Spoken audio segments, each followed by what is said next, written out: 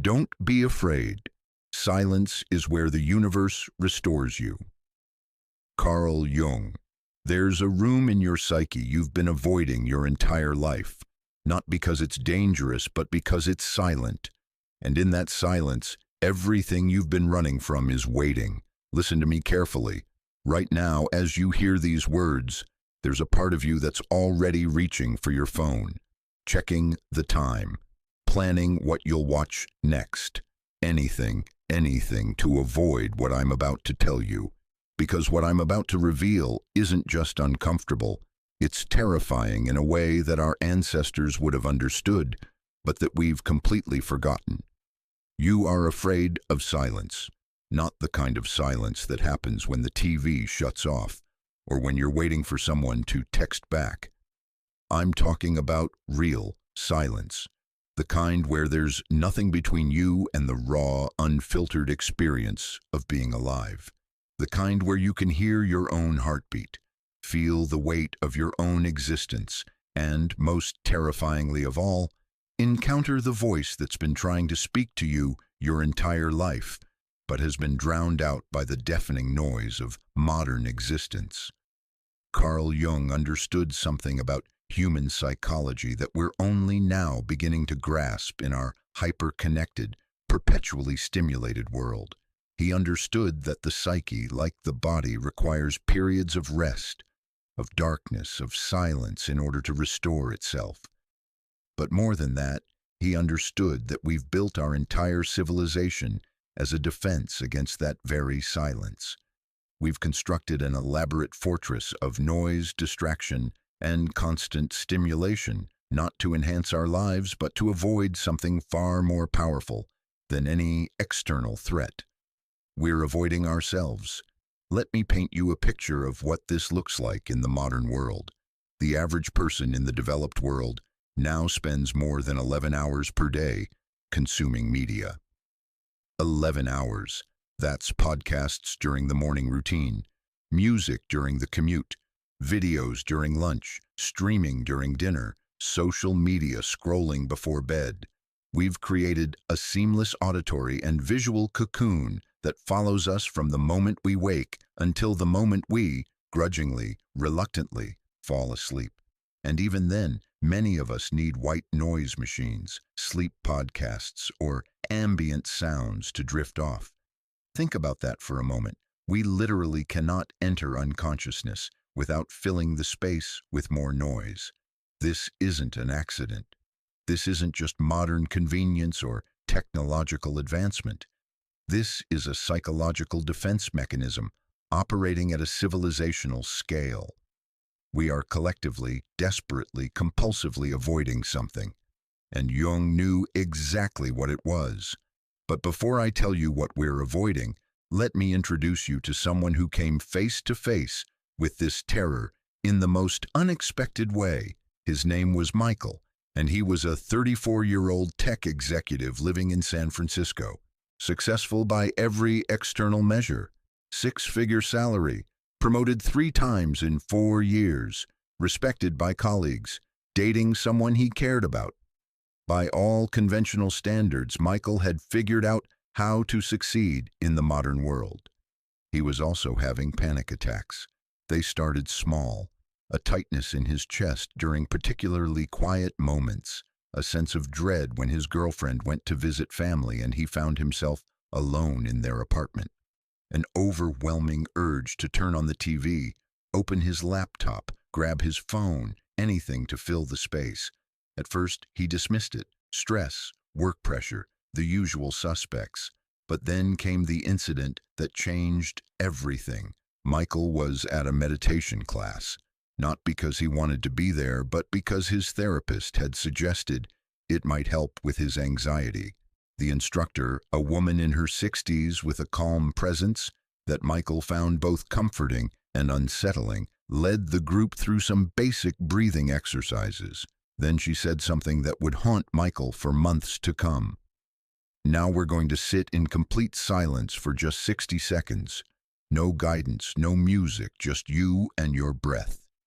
60 seconds, 1 minute, a blink in the timeline of a human life. Michael lasted 11 seconds. That's when the panic hit him like a freight train. His heart rate spiked so dramatically he thought he was having a heart attack. His hands went numb.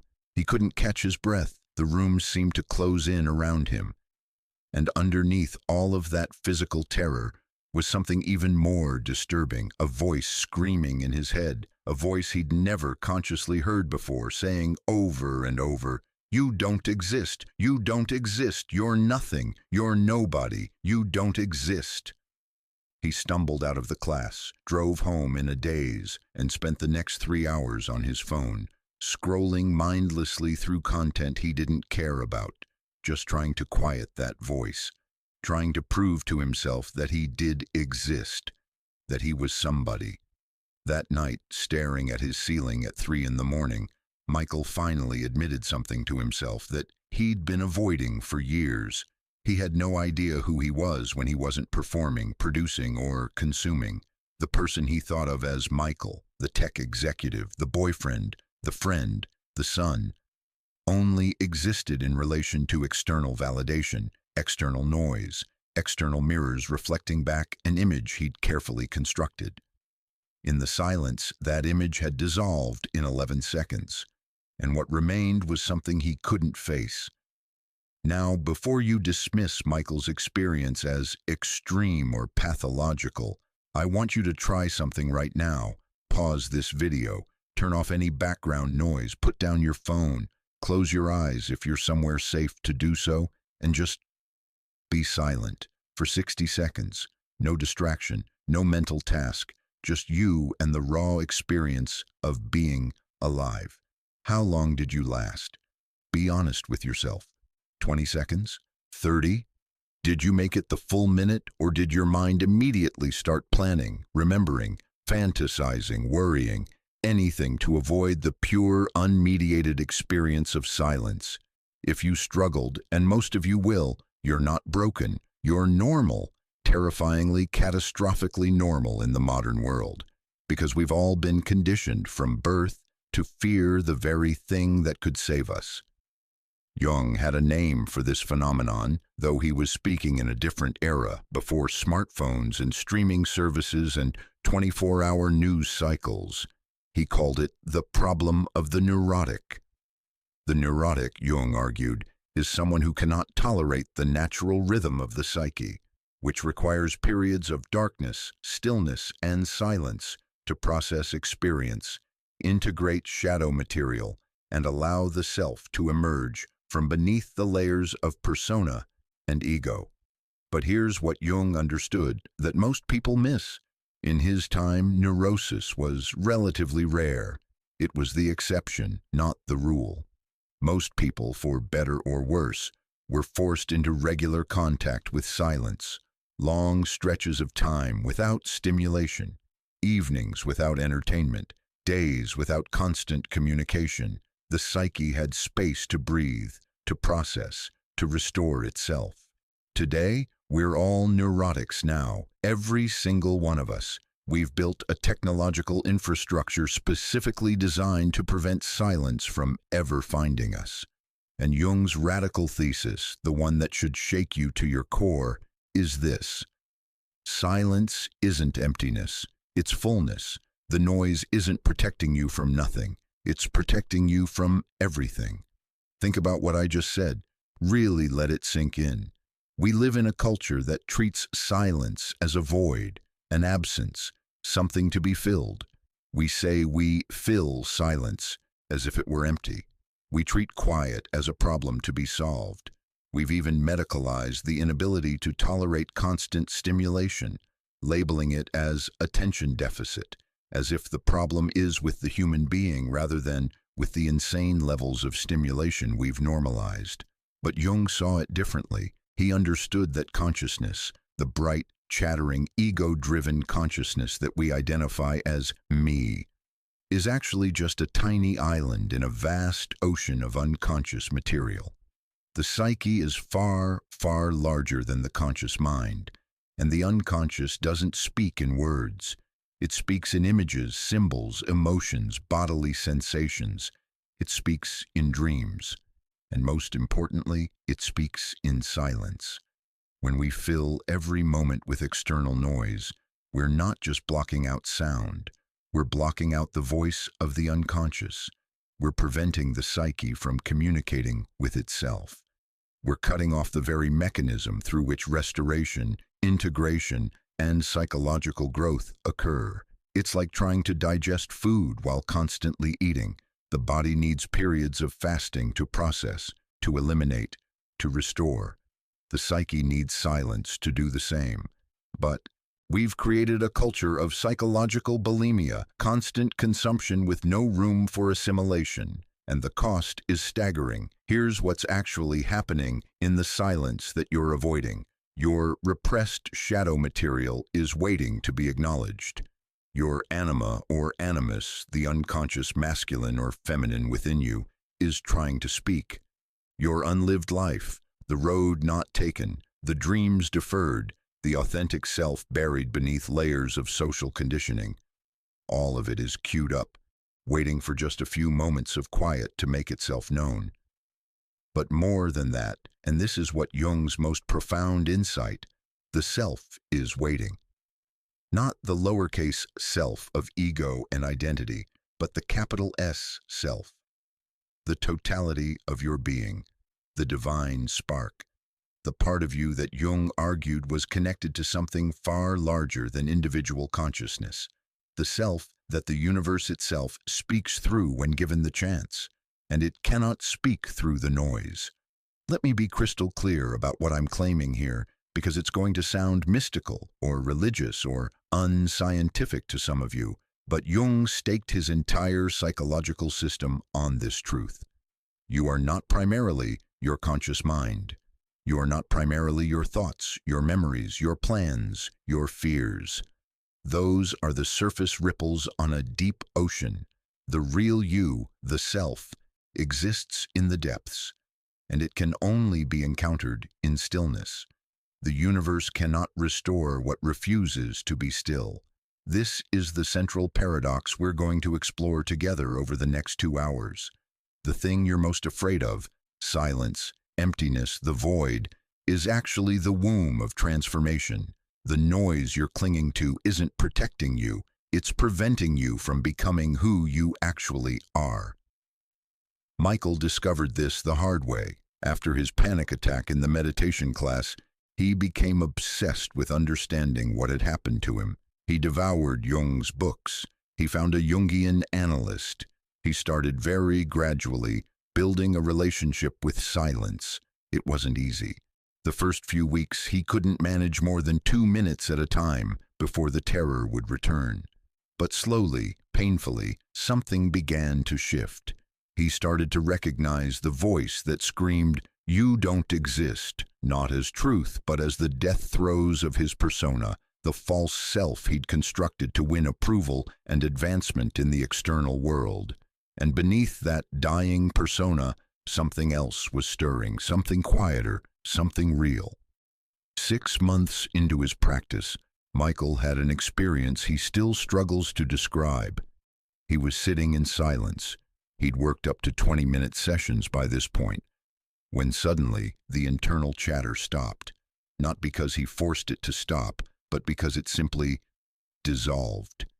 And in that gap, that opening, he felt something he'd never felt before, a profound sense of being held, of being known, of being restored by something far larger than himself. He described it to his analyst like this. It was like I'd been living my entire life in a tiny room, convinced that the room was the whole universe. And then, in one moment of silence, the walls disappeared, and I realized I'd been in a vast cathedral the whole time. The room was always inside the cathedral. I just couldn't see it because I was too busy making noise. That's what we're here to explore. The cathedral that's always been there. The restoration that's always been available. The universe that's been trying to speak to you your entire life, but couldn't get a word in edgewise over the constant din of modern existence. But I need to warn you right now, this journey is not comfortable. Jung himself said, There is no coming to consciousness without pain. The silence will show you things about yourself you've spent your entire life avoiding. It will dissolve the carefully constructed identity you think of as you. It will bring you face to face with your shadow, your repressed desires, your unlived life, your mortality, and, if you go deep enough, something so profound and so sacred that most people spend their entire lives running from it. But here's the promise I'm making you. On the other side of that fear is freedom. On the other side of that dissolution is wholeness. On the other side of that silence is your actual life, the one you were meant to live before the world told you who to be. Jung put it this way: your visions will become clear only when you can look into your own heart. Who looks outside dreams. Who looks inside awakes. You've been dreaming for long enough. It's time to wake up. It's time to stop being afraid of the one thing that can save you. It's time to enter the silence. Over the chapters ahead, we're going to descend together into that forbidden room you've been avoiding. We're going to understand why silence feels like death. We're going to meet what's actually waiting there, the shadow, the anima and animus, the self, and something even larger. We're going to learn practices to navigate that space safely, and we're going to emerge transformed, carrying the treasure back into the noisy world, no longer afraid, no longer running, finally at home in our own being. But first, we need to understand exactly what we're running from. We need to map the architecture of our collective noise addiction. We need to see how deep the defense mechanism goes, because only when you understand the cage can you begin to imagine freedom. The room is waiting. The silence is calling. And everything you've ever needed is on the other side of your fear. Don't be afraid. Let's begin. You need to understand something right now, something that's going to make you uncomfortable. Your brain is not your own. I don't mean that metaphorically or philosophically. I mean it quite literally. The neural pathways firing in your skull right now, the patterns of thought you experience as you, the automatic reaching for stimulation. Every time there's a pause in external input, none of that is really yours. It's been shaped, molded, and fundamentally restructured by forces that have nothing to do with your well-being and everything to do with capturing your attention. We're living in the aftermath of the greatest psychological hijacking in human history, and most people don't even know they've been taken hostage. Let me show you how deep this goes. Right now, there's a woman I want you to meet. Her name is Sarah, and until 18 months ago, she would have told you she had a great life. Married for 12 years, 3 kids aged 7, 9, and 11, works part-time as a graphic designer, volunteers at her children's school, has a close group of friends, goes to yoga twice a week. By every external metric, Sarah was functioning, thriving even. But then something happened that changed everything. It started with a simple question from her youngest daughter. They were in the car together driving to soccer practice. Sarah was listening to a podcast about productivity, something about optimizing morning routines, when her daughter asked from the back seat, "Mommy, what are you thinking about?" Sarah paused the podcast. "What do you mean, sweetheart?" "Right now, what are you thinking about in your head?" It was an innocent question, the kind kids ask without realizing how profound they are. And Sarah opened her mouth to answer. But then something strange happened. She realized she had absolutely no idea what she'd been thinking about. Not the podcast, because she'd been only half listening to that, but what had been going on in her actual mind. She couldn't locate a single original thought. It was like looking for a file on a computer and finding the folder empty. "I'm thinking about getting you to practice on time," Sarah finally said, but she knew it was a lie. That wasn't a thought. That was an action being executed by autopilot. That night, after the kids were in bed, Sarah tried an experiment. She turned off the TV, put her phone in another room, sat on her couch in silence, and tried to think her own thoughts. What happened next terrified her. For the first few minutes, her mind went immediately to her to-do list. Tomorrow's meetings, grocery shopping, the permission slip she needed to sign. Standard mental chatter. But then as she tried to push past that surface level, she hit something strange, a kind of blankness. Not the peaceful emptiness of meditation. She'd tried that and knew the difference. This was more like a void where something should have been. She tried to remember the last time she'd had an original thought, not a reaction to something she'd read, not a response to something someone said, not a plan or a worry, but an actual original thought arising from her own consciousness. And she couldn't find one. Not that day, not that week. With growing dread, Sarah started to go back further. When was the last time she'd heard her own voice in her head? Not the echo of her husband's concerns, or her children's needs, or her boss's expectations, or the podcast host's advice, or the social media posts she'd scrolled past. Her own voice, her own thoughts, her own consciousness. She couldn't find it, and that's when the real horror dawned on her. Sarah realized she hadn't thought her own thoughts in 7 years, not since her oldest was born. Her mind had become nothing but a relay station, bouncing back and forth between other people's voices, other people's agendas, other people's ideas about who she should be and what she should do. She was a ventriloquist dummy for the collective, and she'd been performing for so long, she'd forgotten there was supposed to be something underneath the performance. Now, I know some of you are thinking, that's extreme, that's not me. I think my own thoughts. And maybe you do, but I want you to try Sarah's experiment right now. Put down your phone if you're holding it. Turn off any background noise, and for just 5 minutes, try to think an original thought, not a memory, not a plan, not a reaction. An original thought arising from your own consciousness. What do you find? Most of you are going to discover what Sarah discovered. There's a lot less you in there than you thought. Because here's what's actually happened. And this is where we need to understand the neurology, the actual brain changes that explain our collective addiction to noise. Your brain runs on prediction.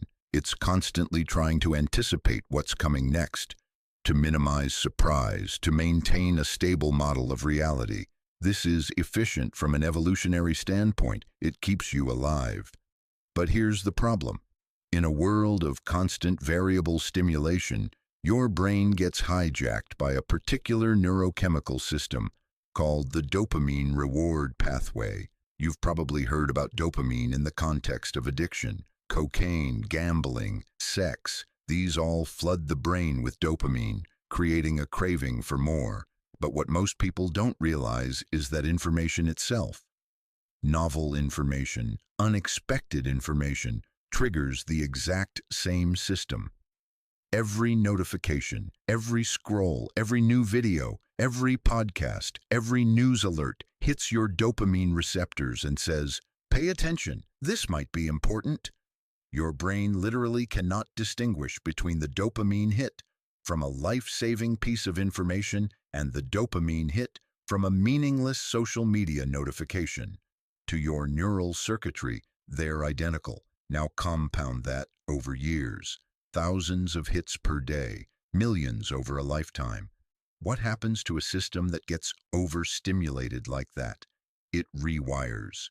Neuroscientists call it neuroplasticity, the brain's ability to reshape itself based on repeated experience. And what we've done collectively over the past 2 decades is rewire our brains for continuous partial attention, for distraction, for noise. Here's what that looks like at the neural level. Your prefrontal cortex, the part of the brain responsible for focused attention and impulse control, begins to atrophy, literally. Brain imaging studies show reduced gray matter density in heavy technology users. Meanwhile, the parts of your brain associated with craving and habit formation, the nucleus accumbens, the ventral tegmental area, become hyperactive. What does this mean in practice? It means that your ability to sustain attention on a single thing, especially something that doesn't provide immediate reward, withers, and your craving for novelty, for stimulation, for the next hit of information grows stronger. You become quite literally addicted to noise. But it's even worse than that, because this isn't just about attention span or distraction. This is about the fundamental fragmentation of consciousness itself. Jung spoke about something he called the dissociation of consciousness, the splitting of the psyche into multiple semi-autonomous fragments that don't communicate with each other. In his time, he was primarily concerned with trauma and neurosis, creating these splits. But what he couldn't have foreseen is that we would voluntarily, enthusiastically create this dissociation through technology. Every time you switch contexts, from email to social media to podcast to text message to video to news article, you're not just changing what you're paying attention to. You're activating a different mode of consciousness, a different micro-identity. And these micro-identities don't integrate. They don't talk to each other. They exist in parallel, each responding to its own stream of stimulation. This is why Sarah couldn't find herself. There was no unified self anymore. There was just a collection of response patterns, each triggered by external input, each operating semi-independently, none of them conscious enough to recognize what had happened. Jung called this the clamoring of the ego, but he was talking about the internal voices, the complexes, the subpersonalities, the unintegrated aspects of psyche. What we've done is amplify that clamor 1,000-fold by adding external voices that never stop speaking. Your phone is in your pocket right now, or maybe you're watching this on it. And even if it's on silent, even if notifications are off, part of your consciousness is monitoring it, waiting for the next input. That's not paranoia, that's neurology. Your brain has learned that the device is a source of variable rewards, and so it maintains a constant low-level vigilance toward it. This is what psychologists call continuous partial attention. You're never fully present anywhere because part of your attention is always reserved for the possibility of stimulation from somewhere else. Think about what this means. You're with your children, but part of you is thinking about work emails. You're at work, but part of you is on social media. You're with your partner, but part of you is listening to a podcast. You're alone, but you're not really alone because you're surrounded by voices, always voices, telling you what to think, how to feel, who to be. You're never actually where you are, and you're never actually who you are. This is the prison. Not a prison made of walls and bars, but a prison made of noise. And here's the truly insidious part. Unlike a physical prison, most inmates of this neurological prison don't even know they're incarcerated. They experience the constant stimulation as freedom, as connection, as being informed and engaged. But Jung would recognize it immediately for what it is: a defense mechanism, a collective psychological defense against something the psyche desperately doesn't want to face. Remember, Jung's fundamental insight was that the psyche has its own intelligence, its own agenda, its own telos, its own drive toward wholeness. And the ego, the conscious I, is often threatened by that drive because wholeness requires acknowledging and integrating everything the ego has rejected and repressed. The noise, all of it, the entire digital ecosystem, functions as a massive civilization-wide ego defense. It keeps the psyche fragmented. It keeps you operating from persona rather than from self. It prevents the unconscious from ever having space to speak. And the really disturbing part, this wasn't an accident. This was deliberately engineered. The technology companies that have built the infrastructure of modern noise, they know exactly what they're doing. They employ neuroscientists and behavioral psychologists whose entire job is to make their products more addictive. They run A/B tests to determine which colors, sounds, and notification patterns create the strongest compulsions. They measure their success by a metric called engagement, which really means how effectively can we prevent people from putting down the device. Sean Parker, the founding president of Facebook, said this explicitly. The thought process that went into building these applications was all about how do we consume as much of your time and conscious attention as possible? And that means that we need to give you a little dopamine hit every once in a while because someone liked or commented on a photo or a post or whatever. It's a social validation feedback loop. Exactly the kind of thing that a hacker like myself would come up with, because you're exploiting a vulnerability in human psychology. Read that again. They are exploiting a vulnerability in human psychology, and that vulnerability is your brain's inability to resist variable rewards. It's the same mechanism that makes gambling addictive, except you're not gambling with money, you're gambling with your consciousness, with your life, with your soul. And most people don't even realize they've placed a bet. Now, Jung didn't know about smartphones or social media, but he understood the mechanism. He wrote extensively about the dangers of what he called mass consciousness, the tendency of individuals to lose themselves in the collective, to adopt the thoughts, feelings, and identities of the group rather than developing their own. In his time, mass consciousness was spread through newspapers, radio, and later television. But those media were child's play compared to what we're dealing with now. They were one-directional, limited in scope. They shut off at night. They gave you breaks. Modern noise never stops. It's bi-directional. You're not just consuming, you're producing, performing, constantly reinforcing your own addiction through sharing and posting. It's infinitely customized to your particular vulnerabilities, and it follows you everywhere. Every moment, from the second you wake until the second you sleep. If Jung were alive today, he would recognize this immediately as the ultimate triumph of the persona over the self. Because the persona, the mask you wear for the world, requires constant external validation to maintain itself. It's a performance that needs an audience. And what have we created? A technology that provides that audience 24 hours a day, delivering constant feedback about how well you're performing your mask. Your social media presence isn't you. It's your persona, crystallized and amplified. And the more time you spend maintaining that persona, the less time you have to discover who you actually are beneath it. This is what Sarah was experiencing when she couldn't find herself. The performance had become so totalizing, so constant, so reinforced by external validation that the performer had disappeared entirely. But here's where it gets even darker, because it's not just one layer of noise. Jung would want us to understand that noise operates at multiple levels, creating a kind of psychological siege that prevents any access to the inner world.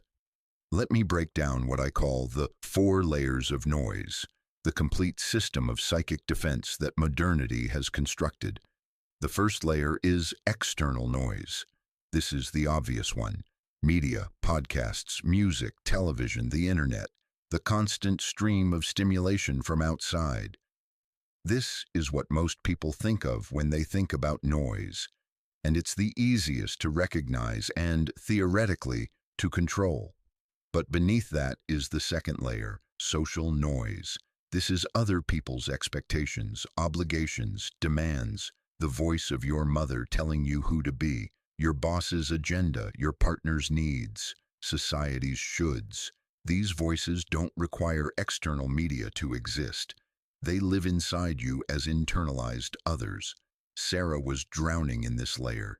Even when she turned off the devices, she couldn't escape the chorus of voices, telling her what she owed to everyone else.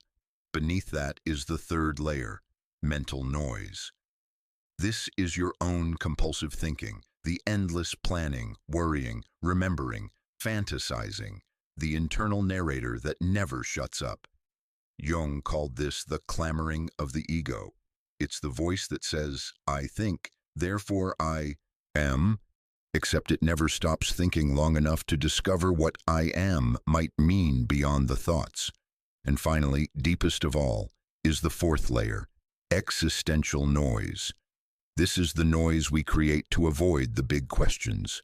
Why am I here? What's the meaning of my life? What happens when I die? What is consciousness? Who am I really? This layer is the hardest to see because it's the most deeply repressed. We fill our lives with busyness, with achievement, with drama, with anything that prevents us from confronting the fundamental mystery of existence. All four layers work together, reinforcing each other, creating a totalizing system that prevents silence from ever breaking through. You can turn off the TV, layer 1, but you're still haunted by others' expectations, layer 2. You can find solitude, layer 2, but your mind won't stop chattering, layer 3. You can quiet the mind temporarily through meditation, layer 3. But the existential questions surge up and trigger so much anxiety that you immediately return to some form of noise. This is the prison, a four-walled cell made of noise, each wall reinforcing the others, designed, whether consciously or unconsciously, to prevent you from ever encountering the silence where the psyche does its deepest work. And the cost? The cost is living someone else's life in your own body. This is what Jung meant when he wrote, "The world will ask you who you are, and if you don't know, the world will tell you."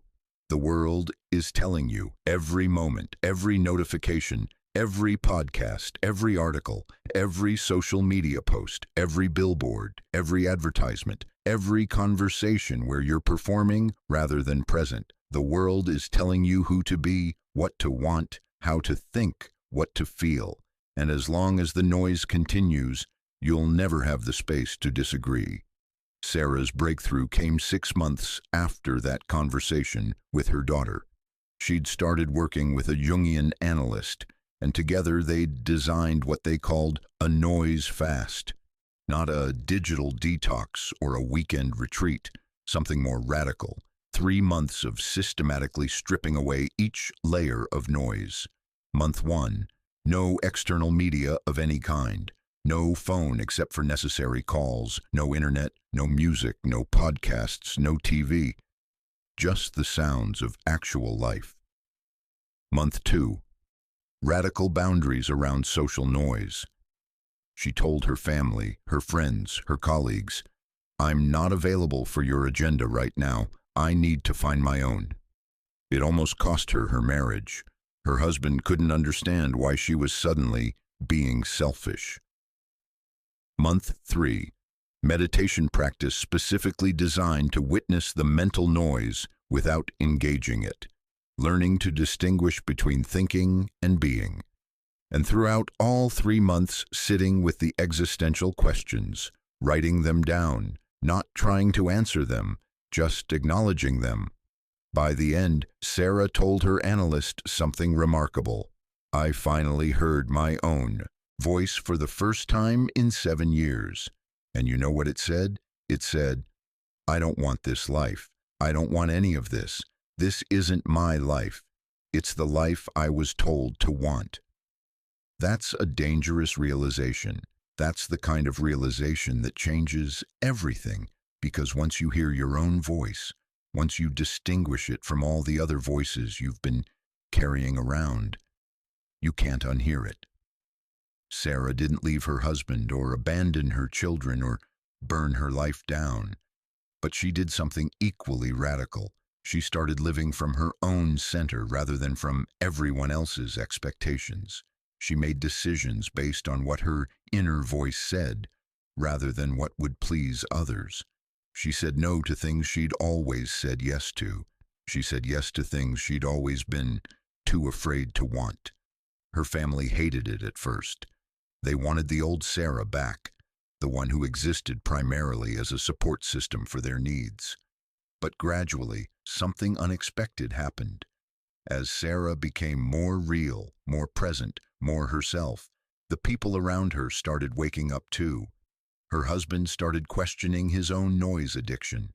Her oldest daughter, watching her mother, asked, "Mom, how do I know what I actually think versus what I'm supposed to think?" This is the power of silence. It's not just individual, it's contagious. One person's awakening creates permission for others to awaken, but most people never get there. Most people spend their entire lives, as Sarah spent her first 40 years, as a relay station for other people's noise, never encountering the silence where their own consciousness might speak. Jung saw this as the central tragedy of modern life. He wrote, "The shoe that fits one person pinches another. There is no recipe for living that suits all cases." Each of us carries his own life form, an indeterminable form which cannot be superseded by any other. Your life form, the unique shape of your particular consciousness, the specific frequency that only you can broadcast into the universe. That's what's waiting in the silence. That's what the noise is preventing you from discovering. And here's the truly horrifying part. You can live an entire life, birth to death, decades of experience, relationships, accomplishments, memories, and never once encounter your own life form. You can die having only ever been a reflection of other people's projections. The neurological prison of noise doesn't just capture your attention, it captures your life. And it does it so effectively, so completely, so seamlessly, that most prisoners never realize they're not free. So I want you to ask yourself a question right now, and I want you to be brutally honest in your answer. When was the last time you went more than 2 hours, just 2 hours, without external noise of any kind? No phone, no music, no podcast, no TV, no radio, just you and the sounds of actual reality.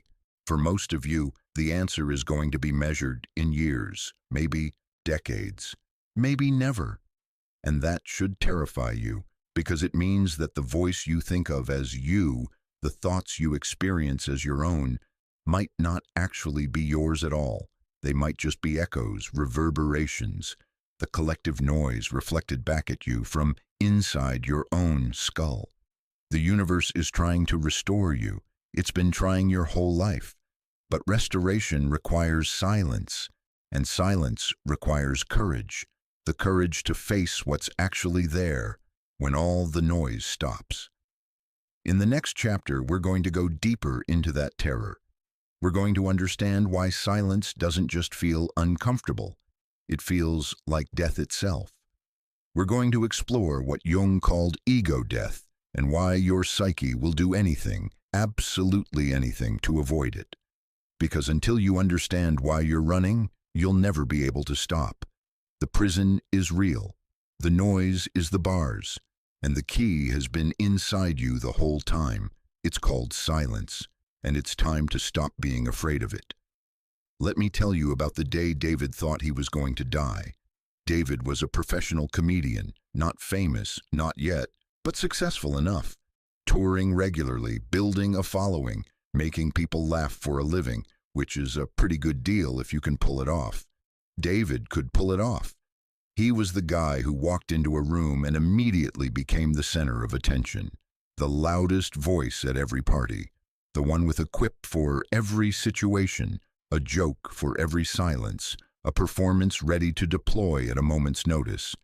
Being funny wasn't just what David did, it was who he was. Or at least, that's what he thought.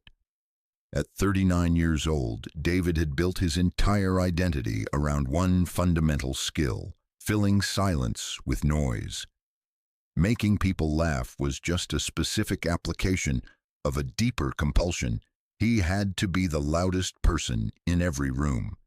Because somewhere buried so deep he'd never consciously acknowledged it, David believed that if he stopped performing, if he ever let the silence settle, people would look at him and realize there was nothing there. So he never stopped. Not at shows, not at home, not with friends, not even alone. When David was by himself, he'd put on podcasts, YouTube videos, anything with voices and laughter. He'd narrate his own life like he was doing crowd work for an invisible audience. He'd rehearse bits in the mirror. The performance never ended because the performance was all there was.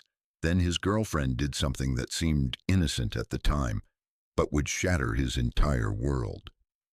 She bought him a gift, a week-long silent meditation retreat at a center in Northern California. She'd been worried about his anxiety, his insomnia, his inability to ever just be without performing. She thought silence might help. David laughed it off, made jokes about becoming a monk. But she was serious. She'd already paid for it, already cleared his calendar. And somewhere underneath the jokes, David felt something he didn't want to examine. Terror. But he went. How bad could it be? 7 days.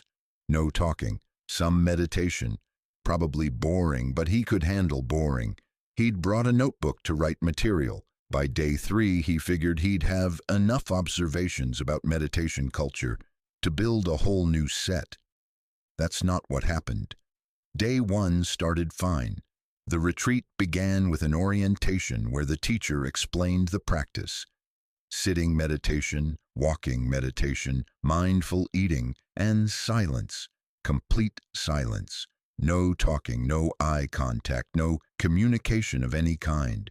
Just you and your own mind for 7 days. David felt the first flutter of panic during that orientation, but he pushed it down with mental commentary. These people are so serious. That guy looks like he's never laughed in his life. This is going to be great material. The first sitting meditation was 90 minutes. David lasted about 5 minutes before his mind started sprinting. He made up jokes about the other meditators, planned what he'd do after the retreat, remembered embarrassing moments from high school, fantasized about his career. Mental noise, constant mental noise, filling every second. But he could still control it. It was still his noise. That was fine. Day 2 is when things started to crack. The mental commentary was getting harder to maintain. Not because David was meditating well, he was terrible at meditation, but because the sheer effort of generating constant mental noise for 16 hours a day with no external input was exhausting. His brain was running out of material. And in the gaps, those brief, horrible gaps between thoughts, something else started to emerge. A feeling. A sensation David had spent 39 years avoiding. Emptiness. Not the peaceful emptiness the meditation teacher talked about. This was a void, a nothingness. And it was inside him, had always been inside him. And the only thing keeping him from falling into it was the constant noise he generated. By day 3, David was in hell. He'd stopped sleeping. Every time he closed his eyes, the void was there, waiting. During meditation sessions, panic attacks would hit out of nowhere. Heart racing, hands shaking, the overwhelming sensation that he was dissolving, that the David he'd always thought of as himself was just a performance. And now that the audience was gone, there was no performer left. He tried to run, literally. During a walking meditation session, he found himself jogging, then running, trying to outpace the feeling. A teacher gently guided him back. "This is normal," she whispered, breaking the silence rule. "Stay with it." But David couldn't stay with it, because what was emerging in the silence wasn't just discomfort or boredom. It was existential horror, the fundamental conviction that he didn't exist. Not in a philosophical way, in a visceral, terrifying way. Every time he tried to locate himself, to find the David who told jokes, who had opinions, who had a personality, he found nothing, just reactions, just performances, just a collection of behaviors designed to get laughs, to get approval, to keep people from looking too closely and seeing that there was nobody home. Day 4 was the worst. David spent 6 hours in his room, curled in a ball, experiencing what he could only describe as dying. Not physically dying, he knew intellectually that his body was fine, but psychologically dying. The person he'd always thought of as David, the funny guy, the performer, the personality, was disintegrating. And underneath that persona, there was nothing, just void. just emptiness, just the abyss. He was experiencing what Jung called ego death, and he was absolutely convinced he wouldn't survive it. Now, before we go further, I need you to understand something crucial. What David was experiencing is not rare, it's not pathological, it's not a sign of mental illness or spiritual crisis. It's what actually happens when you strip away the noise and the performance and come face to face with the architecture of your own consciousness. The ego, the I that you think you are, is not what you think it is. Jung understood this better than almost anyone in the history of psychology. The ego is not your true self. It's not even a stable entity. It's a construct, a useful fiction, a story your psyche tells itself to create the illusion of continuity and control. And that story requires constant reinforcement. It needs external validation. It needs to see itself reflected in other people's reactions. It needs to perform and receive feedback that, yes, you exist. Yes, you are real. Yes, you are who you think you are. In the constant noise of modern life, that validation never stops. Every interaction, every notification, every response to your social media posts, every laugh at your jokes, all of it is feeding the ego, reinforcing the story, maintaining the illusion. But in silence, the feedback stops. The performance has no audience. And without that external reinforcement, the ego begins to realize something terrifying. It doesn't actually exist independently. It's entirely dependent on the external world to maintain its sense of realness. This is what David was experiencing.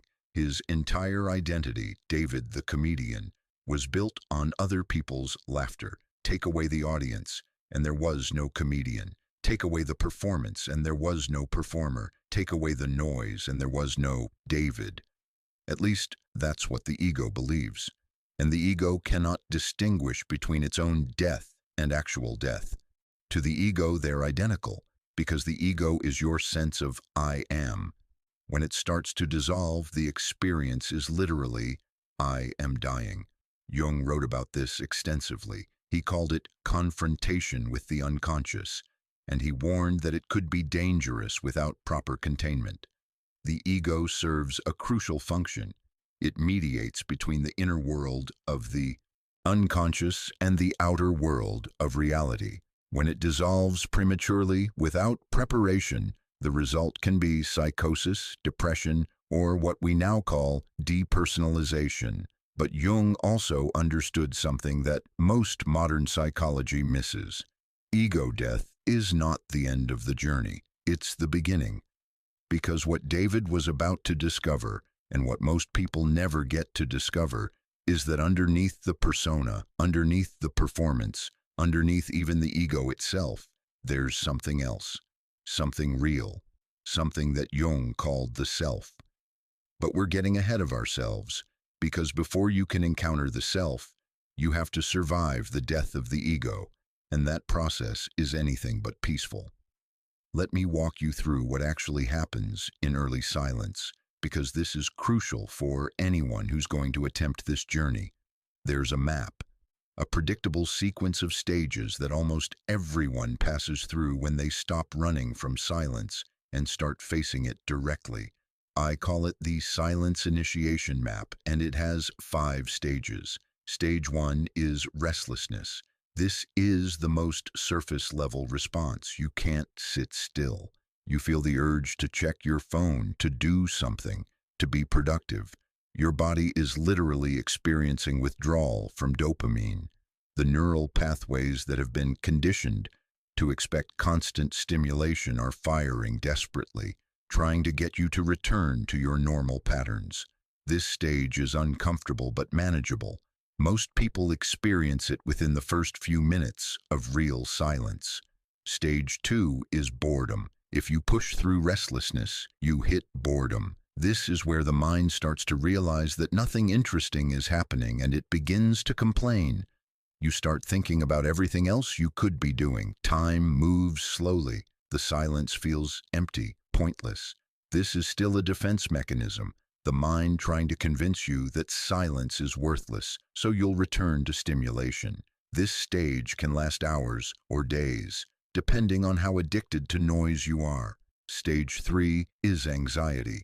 This is where it starts to get real. If you continue sitting in silence despite the boredom, anxiety begins to emerge. Not anxiety about something specific, existential anxiety. The feeling that something is wrong, that you're in danger, that you need to do something. This is the ego beginning to panic as it realizes you're not going to give it the validation it needs. Your breathing might become shallow, your heart rate increases. You might feel trapped, claustrophobic, even though you're in an open space. This is the withdrawal becoming acute. Stage 4 is emergence. If you can sit with the anxiety without fleeing, something else begins to surface. Repressed material, emotions you've been avoiding, memories you've suppressed, shadow content, the parts of yourself you've rejected. This is what happened to David on day 3. The void, the emptiness, the sensation of non-existence. But it's also where other things emerge. Grief you never processed, rage you never expressed, desires you never acknowledged, truths you never spoke. This stage is often overwhelming. It's why many people flee back to noise at this point. The psyche is showing you everything you've been running from, and it's too much to bear. Stage 5 is ego death. This is the abyss, the dark night, the complete dissolution of the identity structure you've built your entire life around. You don't just feel anxious or sad. You feel like you're ceasing to exist. Like reality itself is coming apart, like you're dying. This is what David experienced on day 4, and it's absolutely terrifying because, from the ego's perspective, you are dying. The structure of me is collapsing. The story is falling apart, and there's nothing to hold on to. Most people never reach stage 5. They turn back at stage 2 or 3. They return to the noise, to the performance, to the safety of the familiar. And there's no judgment in that. Ego death is serious business. It requires support, preparation, and the right conditions. But for those who make it through, for those who survive the death of the ego without fleeing, something extraordinary happens on the other side. David made it through, barely. On day 5, after spending an entire night convinced he was losing his mind, something shifted.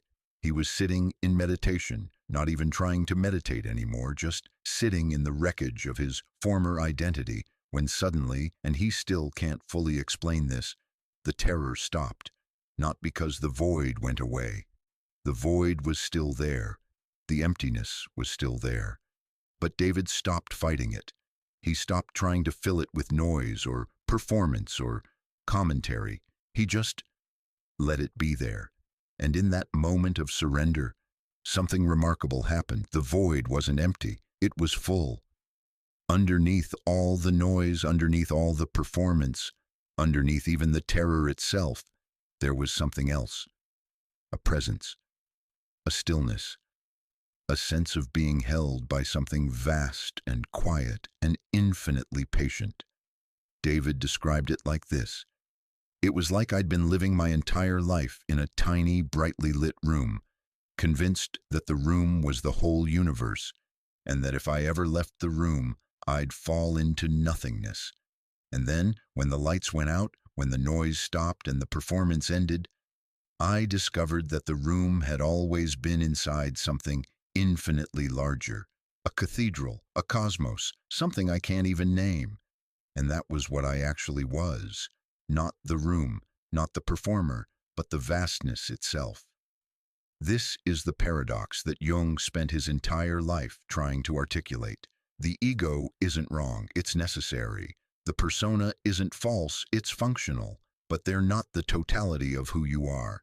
They're tiny fragments of a much larger whole. And as long as you identify exclusively with the fragment, you'll live in constant terror of its dissolution. But when you're willing to die, when you're willing to let the persona dissolve, to let the ego structure collapse, to face the void, you discover that death is not the end. It's a gateway, a threshold, an initiation into something the conscious mind cannot grasp, but the psyche has always known. The silence doesn't kill you, it kills the performance, and the ego cannot tell the difference. Jung put it this way: people will do anything, no matter how absurd, to avoid facing their own souls. Read that again. Anything. We will work ourselves to death. We will destroy our relationships. We will numb ourselves with substances, with shopping, with sex, with achievement, with noise, endless noise, to avoid the one thing that could actually save us, facing our own souls. Why? Because facing the soul requires dying to everything we think we are, and the ego experiences that as literal annihilation. David's story didn't end on day 5. He stayed for the full 7 days, and each day brought new experiences, new insights, new deaths and rebirths. When he returned to his regular life, he was fundamentally changed. He still performed comedy, but now it came from a different place, not from the desperate need to prove he existed, but from genuine joy in making people laugh, not from the terror of silence, but from the fullness underneath it. His comedy got better, deeper, more authentic, because now there was an actual person behind the jokes, not just a performance anxiety disorder with a microphone. But more importantly, David learned to recognize the difference between his persona, the performer, and his self, the consciousness witnessing the performance. He learned to wear the mask without believing he was the mask. He learned to perform without needing the performance to validate his existence. He learned to live from silence even while making noise. This is the descent we all have to make if we want to be fully human, not once, but over and over throughout our lives. Because the ego is constantly rebuilding itself, constantly trying to reestablish control, constantly generating new performances and new masks. The spiritual traditions understood this. They created rituals of ego death, vision quests, dark retreats, silent meditation, fasting, sensory deprivation, specifically to initiate people into this deeper reality, to show them that the you they think they are is not the you they actually are. But modern culture has abandoned these initiations. We have no rituals of ego death, no supported containers for psychological dissolution and rebirth. Instead, we have therapy that tries to strengthen the ego, self-help that tries to optimize the performance, and technology that provides endless validation for the persona. We've created a civilization designed to prevent anyone from ever facing their soul. And then we wonder why everyone is anxious, depressed, addicted, desperate, and lost. The universe is trying to restore you. But restoration requires dissolution. The caterpillar doesn't become a butterfly by trying harder to be a better caterpillar. It dissolves completely in the chrysalis. Its entire body liquefies. And from that liquid, something entirely new emerges. You are the caterpillar. Silence is the chrysalis. And the self, your actual self, is waiting to emerge from the dissolution of everything you think you are. But here's what nobody tells you. The dissolution is voluntary. You have to choose it. You have to walk into the silence knowing it will kill you, knowing that the you reading these words right now will not survive the encounter with what's waiting in the depths. And you have to do it anyway. Not because you're suicidal, but because you're finally, desperately, courageously curious about what's on the other side of your fear. David was asked after his retreat if he'd recommend the experience to other people. He thought for a long time before answering. Only if they're ready to die, he finally said. Not physically, but everything they think they are, their identity, their story, their performance, has to be on the table, has to be negotiable. If you're not willing to lose it all, don't start. Because silence doesn't negotiate. It demands everything, and it gives you back more than you ever imagined. but you have to die first. I'm telling you David's story not to scare you away from silence, but to prepare you for what's actually involved. This is not a relaxation technique. This is not stress management. This is not some weekend wellness trend. This is initiation into the deeper layers of your own being. And initiation always involves death and rebirth, always involves facing the abyss, always involves discovering that the abyss is not empty. It's full of everything you've been running from your entire life. In the next chapter, we're going to explore what's actually waiting in that abyss. We're going to go deep into the shadow, the rejected, repressed, exiled parts of yourself that speak only in silence. We're going to understand why so many people, when they finally stop running and listen, encounter not peace but violence, not love but rage, not light but darkness. Because Jung's great insight was this: you cannot reach the light by imagining figures of light. You reach it by making the darkness conscious, and the darkness only speaks when the noise stops. The descent continues. The death is real. But so is what comes after. Don't be afraid. Or rather, be afraid. Feel the fear fully. Let it move through you. Because on the other side of that fear is the only thing you've ever really wanted, the truth of who you actually are. David found it in a silent meditation hall in Northern California. Sarah found it in 3 months of systematic noise removal. Where will you find it? The answer is simple. Wherever you finally stop running, wherever you finally turn around and face what's been chasing you all along. Silence is waiting. The void is waiting. Your death and your rebirth are waiting. It's time to stop performing. It's time to descend. It's time to die. And then, finally, it's time to live. There's a room in hell specifically designed for spiritual teachers. I know because I've been there, not literally, though sometimes it felt literal. I mean, I've experienced what Jung called the confrontation with the shadow, and it's precisely what people who preach love and light don't want you to know about them. Let me tell you about Jennifer. Jennifer was a beloved spiritual teacher in her community, yoga instructor, meditation guide, the kind of person who radiated peace and spoke in a gentle, soothing voice about compassion, forgiveness, and unconditional love. For 15 years, she'd built a thriving practice teaching others how to find inner peace. She led workshops on loving kindness. She spoke about transcending ego. She was, by all external measures, enlightened. She was also secretly falling apart. It started small, intrusive thoughts during meditation. Nothing dramatic at first, just little flashes of judgment toward her students. That woman's breathing is annoying. Why does he always sit in the front row? She's not even trying. Jennifer would notice these thoughts and immediately feel guilty. She'd try to transmute them into compassion, to see them as opportunities for practice.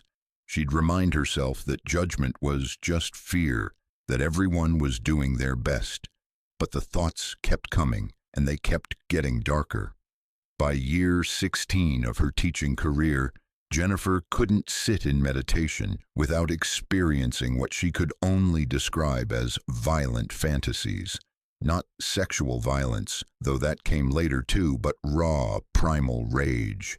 Fantasies of screaming at her students, of telling them exactly what she thought of their self-indulgent problems, of walking out of class and never coming back.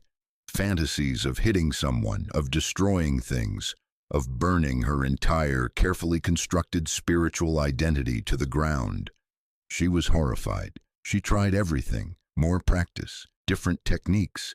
She read books about spiritual bypassing, thinking maybe she'd been avoiding something. She went to therapy. She worked with other teachers. Nothing helped. The thoughts kept getting worse. Then one day, her meditation teacher, a Zen master she deeply respected, gave her advice that changed everything. "Stop trying to make them go away," he said. "Stop chanting mantras to drown them out. Stop filling your practice with music and guidance and light. Just sit in complete silence and listen to what wants to speak. Jennifer was terrified because she knew what wanted to speak. The shadow, the darkness, everything she'd spent 15 years transcending, bypassing, rising above, and radiating love at until it supposedly disappeared. But it hadn't disappeared. It had just been waiting. That night, Jennifer sat in her meditation room, the room where she'd guided hundreds of students toward peace and light. And for the first time in 15 years, she sat in complete silence. No mantras, no music, no guided meditations, no visualization of white light, just silence. And what emerged was a voice she'd never consciously heard before. Or rather, a voice she'd been actively drowning out for 15 years. It was her own voice, and it was furious. "I hate this," the voice said. "I hate all of it. I hate the performance. I hate the students who expect me to be peaceful when I'm not. I hate the spiritual community that judges any emotion that isn't serene. I hate that I have to smile when I'm angry, have to speak softly when I want to scream, have to be endlessly patient when I'm exhausted and resentful and so fucking tired of pretending to be enlightened." Jennifer sat there, shaking, tears streaming down her face as the voice continued. It wasn't just anger, it was rage at every person who'd ever hurt her, rage at her father who'd abused her, rage at her ex-husband who'd cheated, rage at the friend who'd betrayed her, rage at the world for being violent and unjust and full of suffering, rage at God, if God existed, for creating a universe where pain was possible. And beneath the rage, something even more disturbing, desires she'd never acknowledged, sexual fantasies that weren't loving or tantric or spiritual, violence fantasies, power fantasies, the shadow material that everyone has but spiritual teachers aren't supposed to have. Jennifer sat with it for 3 hours, and when she finally opened her eyes, she was no longer a spiritual teacher radiating peace. She was a human being who'd just met the parts of herself she'd exiled for 15 years, the parts that Jung called the shadow. Now, I need to be very clear about what the shadow is, because it's one of the most misunderstood concepts in Jungian psychology. The shadow is not evil, it's not demonic, it's not your dark side in some simplistic moral sense. The shadow is simply everything about yourself that you've rejected, repressed, and refused to acknowledge. And here's what most people don't understand. The shadow isn't inherently negative. It contains your repressed rage, yes, your forbidden desires, your socially unacceptable impulses. But it also contains your power, your creativity, your authentic vitality, your life force, everything that doesn't fit into the acceptable persona you've constructed for the world. Jennifer's shadow didn't just contain her rage. It contained her strength, her boundaries, her ability to say no, her raw authenticity, her life force that had been dampened by years of performing spiritual serenity. The rage was just the most obvious part because it had been the most intensely repressed. Jung understood something crucial. What you resist persists. What you repress doesn't disappear. It goes underground, into the unconscious, where it gains power in the darkness, and it speaks only in silence. When the noise stops, when the mantras cease, when you finally create space without filling it with spiritual bypassing or positive affirmations or love and light, the shadow emerges. And it's terrifying because it's everything you've decided you're not. Think about how we construct identity. From childhood, we receive messages from parents, teachers, society, culture about what's acceptable and what's not. Good girls don't get angry. Boys don't cry. Spiritual people don't have negative thoughts. Successful people don't fail. Adults don't play. Serious people don't make jokes. Based on these messages, we build a persona, a mask that shows the world only the acceptable parts. And everything that doesn't fit into that mask gets pushed into the shadow. It doesn't disappear. It just gets exiled to the unconscious, where it continues to influence our behavior in ways we don't recognize.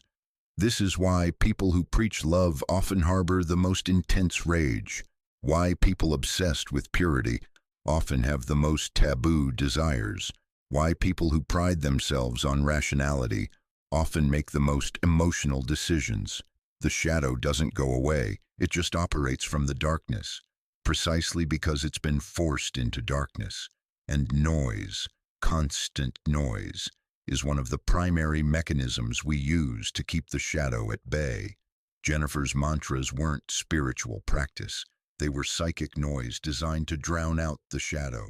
Her constant use of guided meditations and music wasn't about deepening her practice. It was about avoiding the silence where her rejected self was waiting to speak. She wasn't alone in this. Modern spiritual culture is absolutely rife with shadow avoidance masquerading as spiritual practice. We use meditation to escape rather than to encounter. We use affirmations to cover up rather than uncover. We use practices of love and light to bypass the darkness rather than make it conscious. Jung saw this clearly. He wrote, "One does not become enlightened by imagining figures of light, but by making the darkness conscious."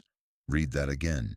Making the darkness conscious, not transcending it, not rising above it, not bypassing it with positivity, making it conscious, bringing it into the light of awareness, integrating it back into the totality of your being. And that requires silence, because the shadow will not speak over noise. It will not compete with mantras and music and mental chatter. It only emerges when given space, when given permission, when the noise finally stops and you're willing to hear what you've been avoiding.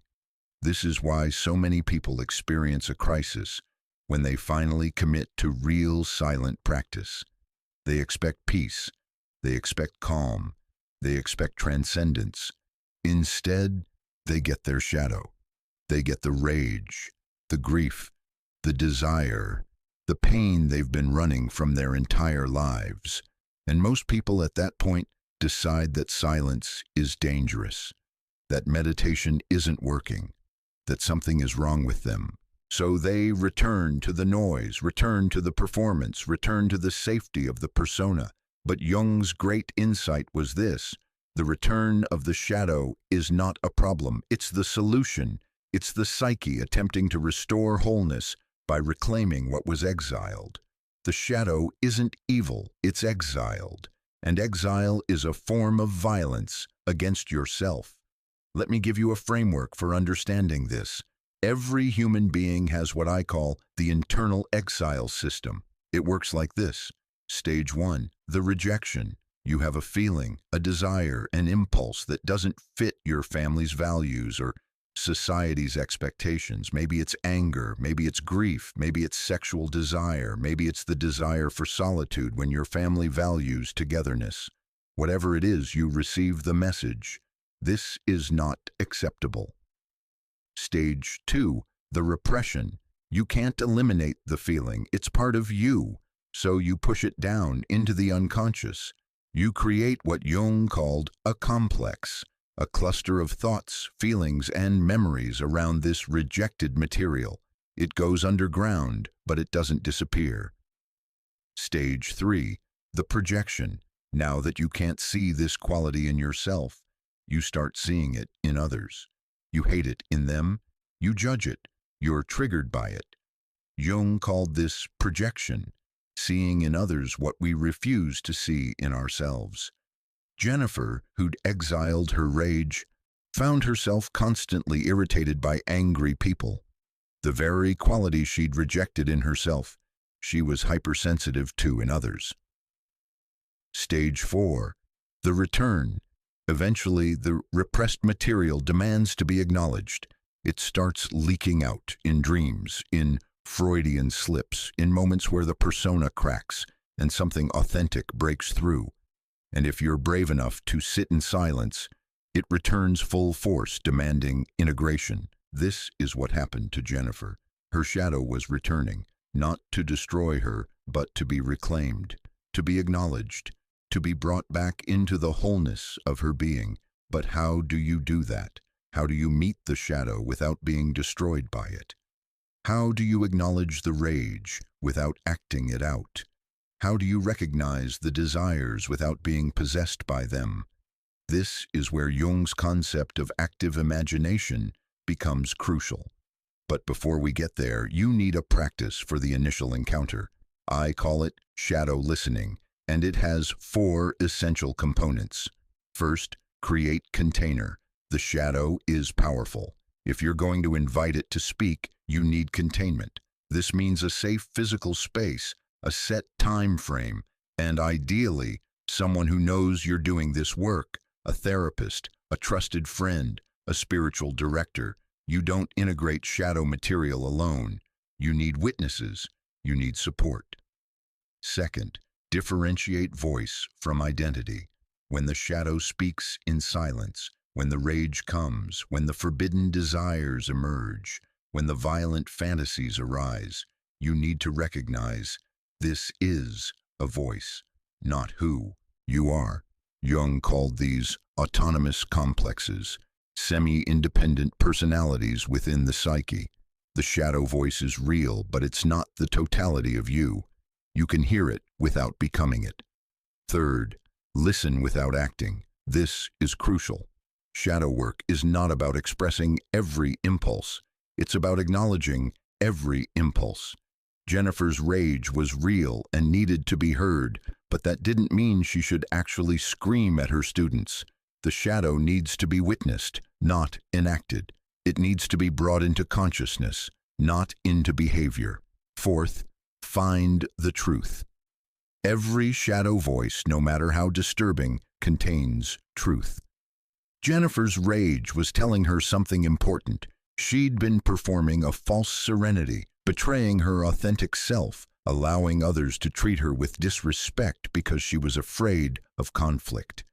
The rage itself wasn't the solution, but it was pointing toward what needed to change. Beneath the shadow's extreme expression is usually a legitimate need that's been ignored. Jennifer worked with this practice for months.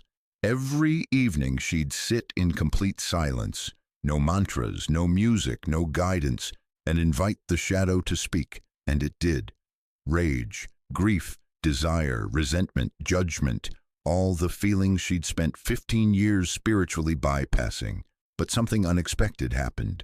As she listened without judgment, without trying to fix or transcend or bypass, the shadow began to transform. Not because she was doing anything to it, but because it was finally being acknowledged. The rage, when heard, softened into appropriate anger.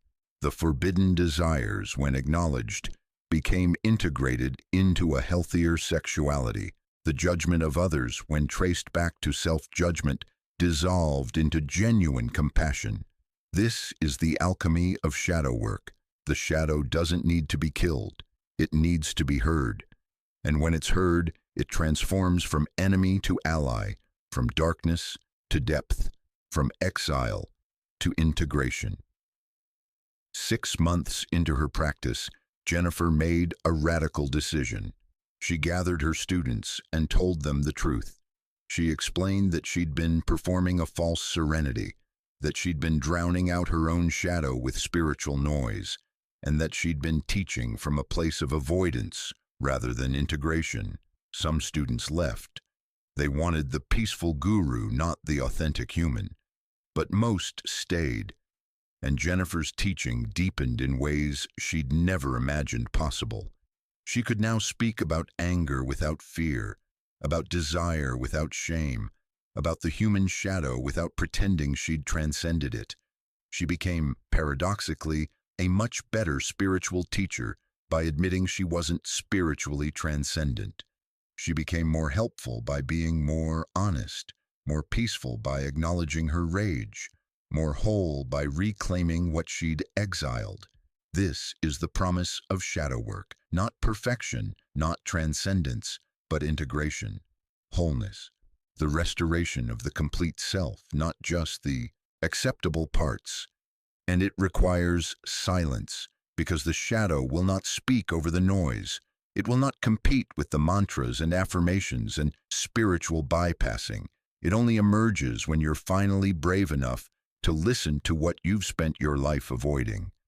Jung wrote, "The shadow is that hidden, repressed, for the most part inferior and guilt-laden personality whose ultimate ramifications reach back into the realm of our animal ancestors.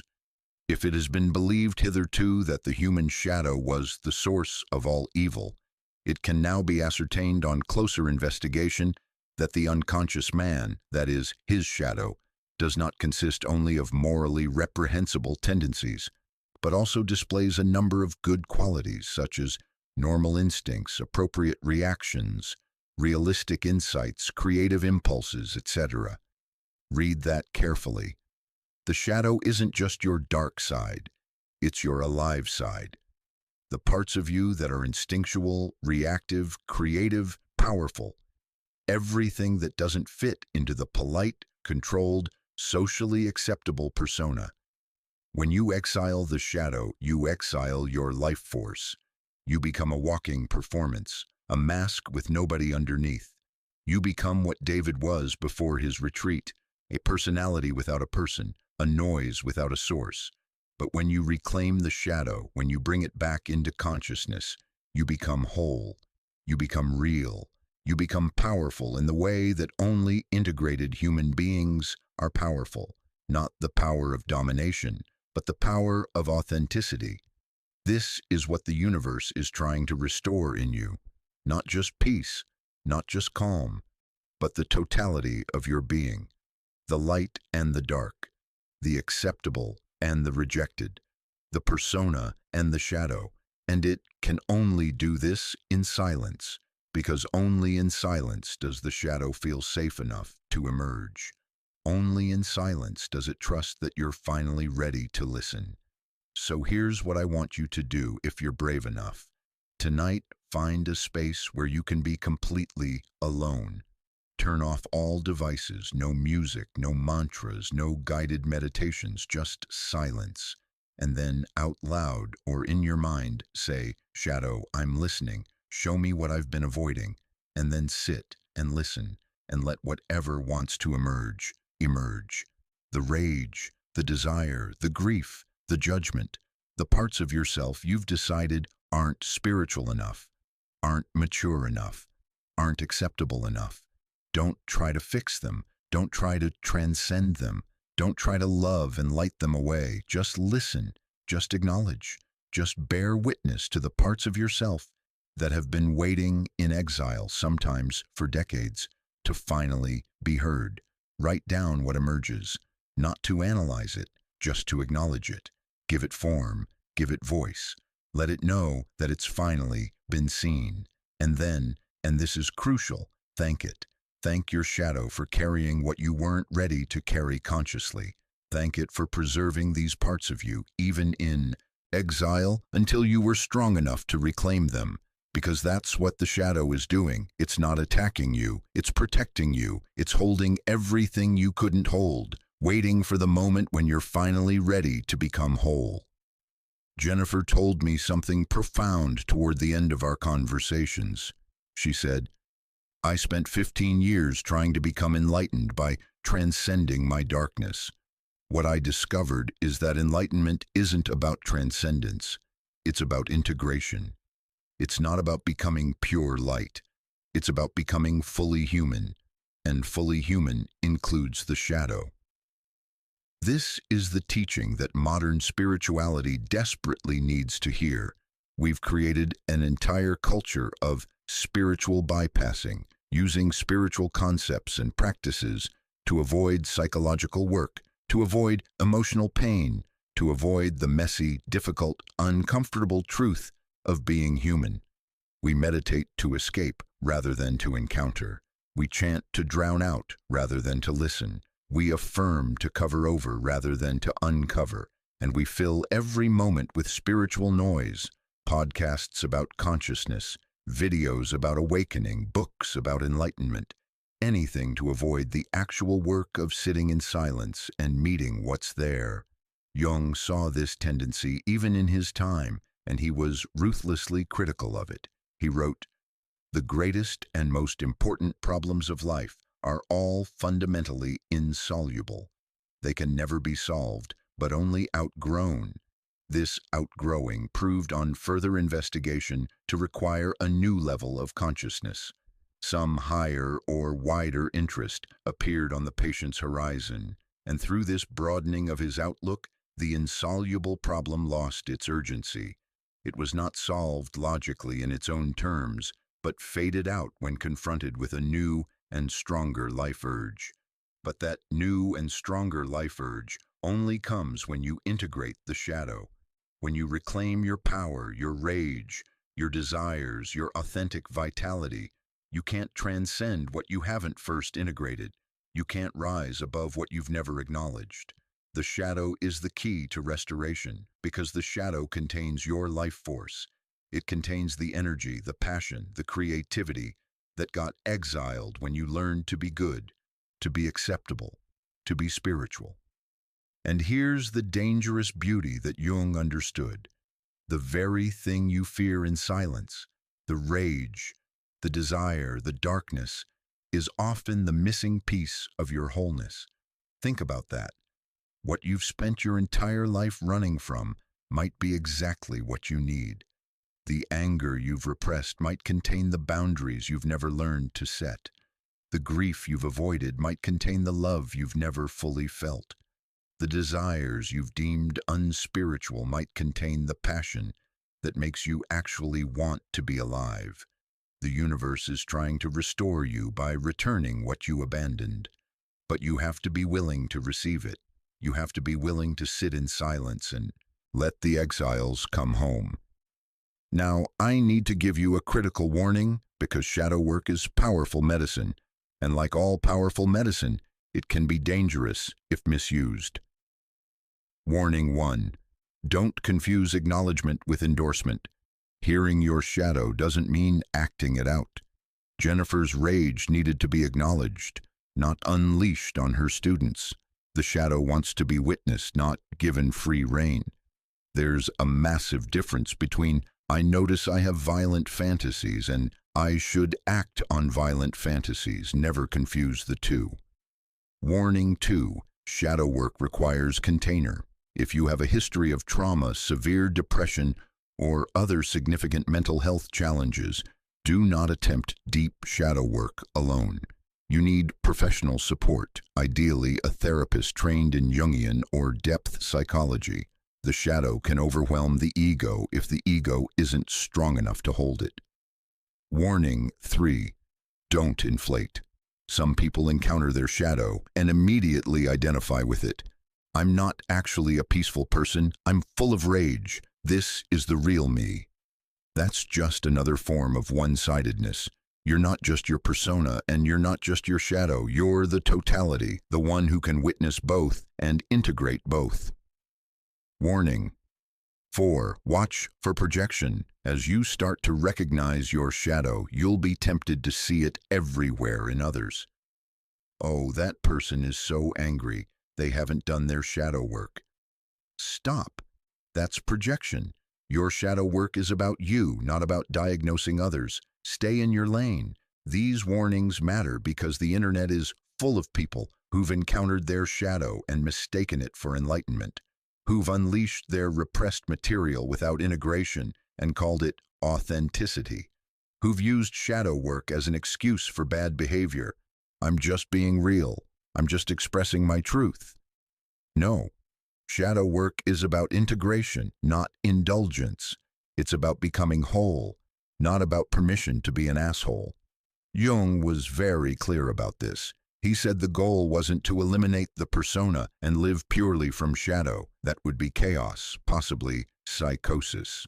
The goal was to develop what he called ego-self axis, a conscious connection between the ego, your center of consciousness, and the self, your totality.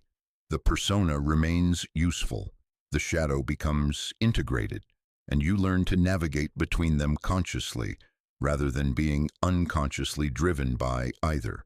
This is psychological maturity, This is what it means to be a fully conscious human being, not pure, not perfect, not transcendent, but whole, integrated, aware of your capacity for both light and darkness, and choosing consciously how to engage with both. Jennifer's story has an interesting epilogue.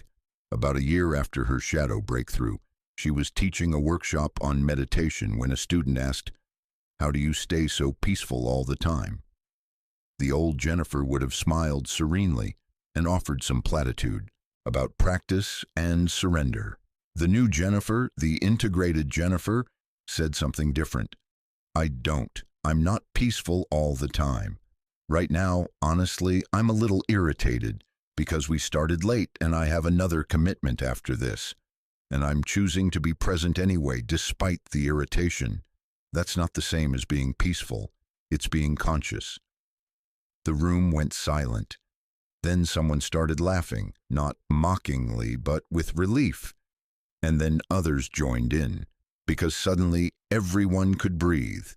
The impossible standard of constant serenity had been shattered, and what remained was something much more valuable, a teacher who was actually human, who could model integration rather than transcendence. That's the gift of shadow work, not perfection, not enlightenment, but the profound relief of being able to be fully human without shame, without hiding, without exile. The silence where the shadow speaks is not comfortable. It's confrontational. It's disturbing. It will show you things about yourself you'd rather not see. It will crack open the carefully constructed spiritual identity you've built. It will reveal the gap between who you pretend to be and who you actually are. But on the other side of that revelation is something you've been longing for your entire life. The freedom to be whole, to be real, to be human without apology.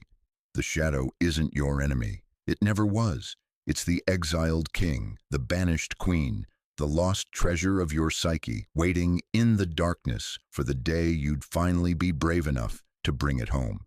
And it only speaks in silence, because only in silence is it safe to tell the truth. So here's my question for you, and I want you to really sit with this. What part of yourself have you exiled? What feeling, what desire, what quality have you decided is unacceptable? What part of your humanity have you been drowning out with noise? Comment below. Not the sanitized spiritual version, the real answer, the one that scares you to admit, because naming the shadow is the first step to reclaiming it, and reclaiming it is the first step to becoming whole. The universe is trying to restore you, but it can't restore what you refuse to acknowledge. It can't heal what you won't admit is wounded. It can't integrate what you keep locked in exile. The shadow is knocking. It's been knocking your entire life. And the only question is, are you finally ready to open the door? In the next chapter, we're going deeper still, because the shadow isn't the only voice speaking in silence.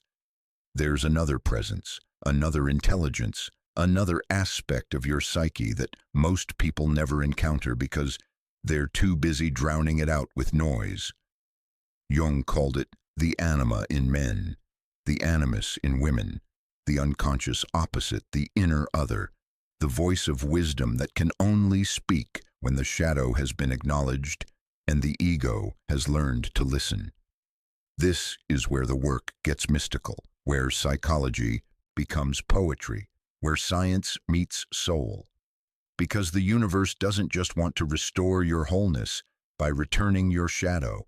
It wants to restore you by introducing you to dimensions of yourself you never knew existed. The silence deepens, the journey continues, and the voices are just beginning to speak.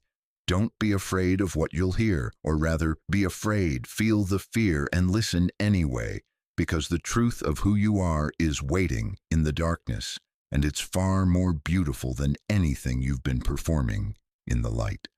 There's a voice inside you that isn't yours, not in a pathological sense, not like psychosis or dissociation, but a voice that comes from a dimension of your psyche you've never been properly introduced to, a voice that speaks in dreams, in intuitions, in sudden flashes of wisdom that don't feel like thinking but like receiving.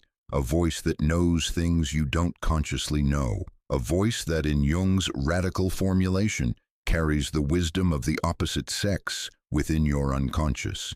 He called it the anima in men, the unconscious feminine, and the animus in women, the unconscious masculine. And he believed that in the silence, when all the external noise stops, and even the shadow has been acknowledged, this voice begins to speak. And when it does, it changes everything.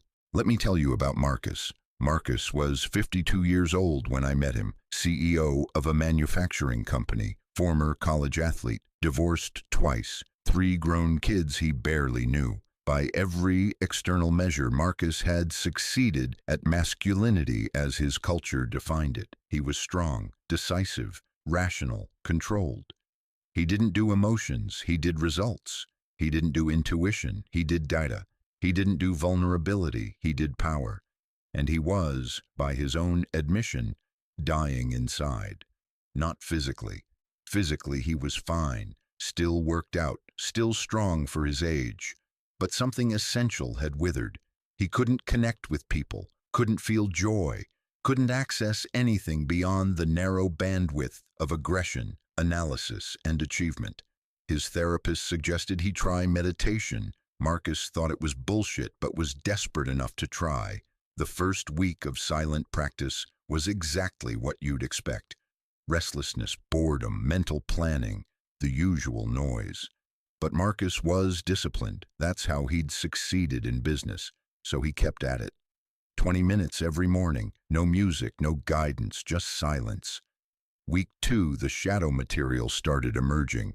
Rage at his father, grief about his marriages, shame about his relationship with his children. It was painful, but Marcus could handle pain. He'd been an athlete, he knew how to push through. But week 3, something different happened. Something Marcus had no framework for. He was sitting in meditation, not thinking about anything in particular, when suddenly he heard a voice. Not audibly, he wasn't hallucinating, but clearly, distinctly in his mind. A female voice, gentle, almost musical, and it said, "You're exhausted, aren't you? You've been performing strength your entire life, and you're so tired." Marcus's eyes snapped open. His heart was racing because the voice was right. He was exhausted. He'd been performing hypermasculinity for 52 years, and he was absolutely exhausted. But he'd never admitted it, not even to himself. And he'd certainly never heard that truth spoken in such a gentle, feminine voice. He tried to return to meditation, but the voice was gone. Just his own thoughts again. He wondered if he'd imagined it. But something about the encounter felt different from normal thinking. It felt like a conversation, like someone else had spoken to him from inside his own mind. Over the next weeks, the voice returned. Not every session, but regularly enough that Marcus began to anticipate it. He'd started thinking of the voice as she, would offer observations that Marcus never would have articulated himself. Gentle truths, intuitive insights, perspectives that weren't analytical or strategic, but somehow wiser than his conscious mind. "You don't need to fix your children," she said once. "You need to grieve who you weren't for them." Another time, "Your second wife didn't leave because she stopped loving you. She left because you stopped being a person and became only a provider." And most disturbing, "You think feelings are weakness, but you're weak because you don't feel. Strength without feeling is just brutality." Marcus didn't know what to make of this. He wasn't religious, didn't believe in angels or spirits. He wasn't psychotic. He knew the voice wasn't external. But it wasn't just his own thoughts either. It was something else. Something that knew him better than he knew himself. Something that spoke with a wisdom his conscious mind didn't possess. Finally, Marcus did something unprecedented for him. He asked for help. He found a Jungian analyst and described the voice. And that's when he learned about the anima. The anima, the concept that changed Marcus's life. and has the power to change yours if you understand it properly. Jung's theory of the anima and animus is one of his most profound and most misunderstood ideas. Let me break it down clearly because this is crucial for understanding what happens in deep silence. Jung observed that every human psyche contains both masculine and feminine elements, regardless of biological sex. These aren't stereotypes or social constructions, though they're influenced by culture, but archetypal patterns that appear across cultures and throughout history. The masculine principle, logos, rationality, structure, separation, analysis, achievement. The feminine principle, eros, relationality, connection, intuition, feeling, receptivity.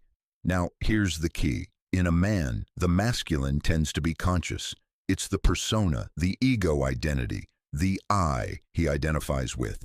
And the feminine gets pushed into the unconscious, where it forms what Jung called the anima, a feminine figure or voice representing everything the conscious masculine has rejected or never developed. In a woman, the inverse happens.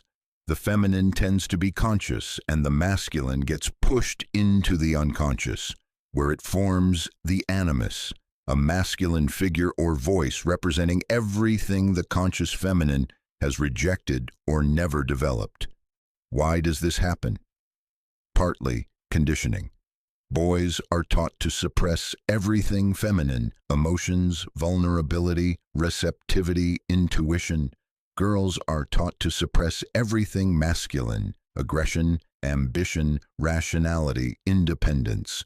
Both lose half of their humanity to the unconscious. But Jung believed it was more than just social conditioning. He argued that the contrasexual archetype, the anima in men, the animus in women, is the bridge between consciousness and the unconscious, between ego and self. It's the psychopomp, the guide, the inner figure that can lead you to the deeper dimensions of your own being. And it speaks only in silence. Marcus's anima wasn't a random voice. She was the personification of everything his hypermasculine conditioning had forced him to repress: gentleness, intuition, emotional wisdom, vulnerability, connection.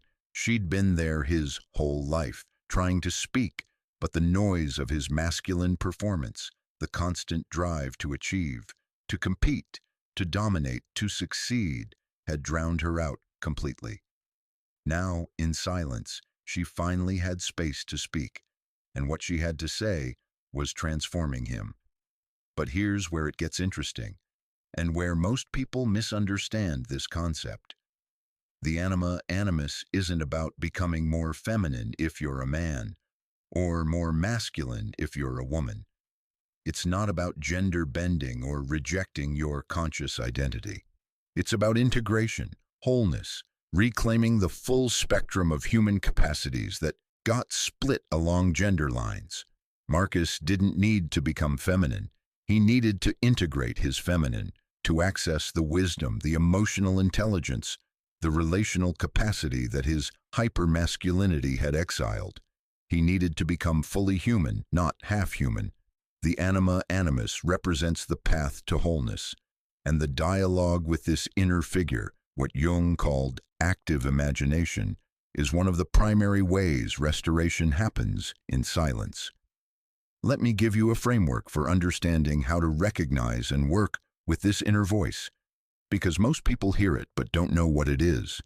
They dismiss it as just a thought, or get frightened by it and shut it down.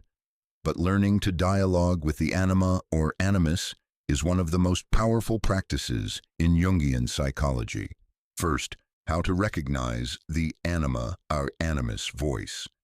The anima animus has distinct characteristics that differentiate it from other inner voices. It speaks with a different quality than your normal thinking, not better or worse, just different. For Marcus, the anima's voice was gentler, more intuitive, less analytical than his normal thought process. For women encountering the animus, the voice often sounds more decisive, more structured, more assertive than their usual interior dialogue. It offers wisdom you don't consciously possess. The Anima Animus knows things about you, about situations, about people that your conscious mind hasn't figured out. It speaks from a deeper level of psyche. It often challenges your persona. The Anima told Marcus truths he didn't want to hear about his performance of masculinity.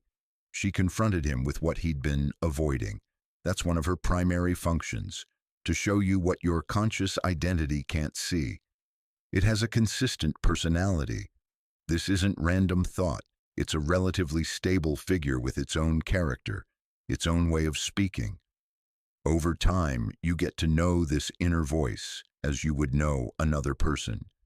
It feels like relationship, not just cognition. When Marcus heard the Anima, it didn't feel like remembering something or figuring something out. It felt like someone was speaking to him. There was a quality of dialogue, of exchange, of being in relationship with another intelligence. Second, the shadow Anima and Animus. Here's where it gets complex and why many people's first encounters with the Anima Animus are disturbing rather than helpful. When the Anima or Animus is unconscious and unintegrated, it doesn't appear as a wise guide. It appears in shadow form.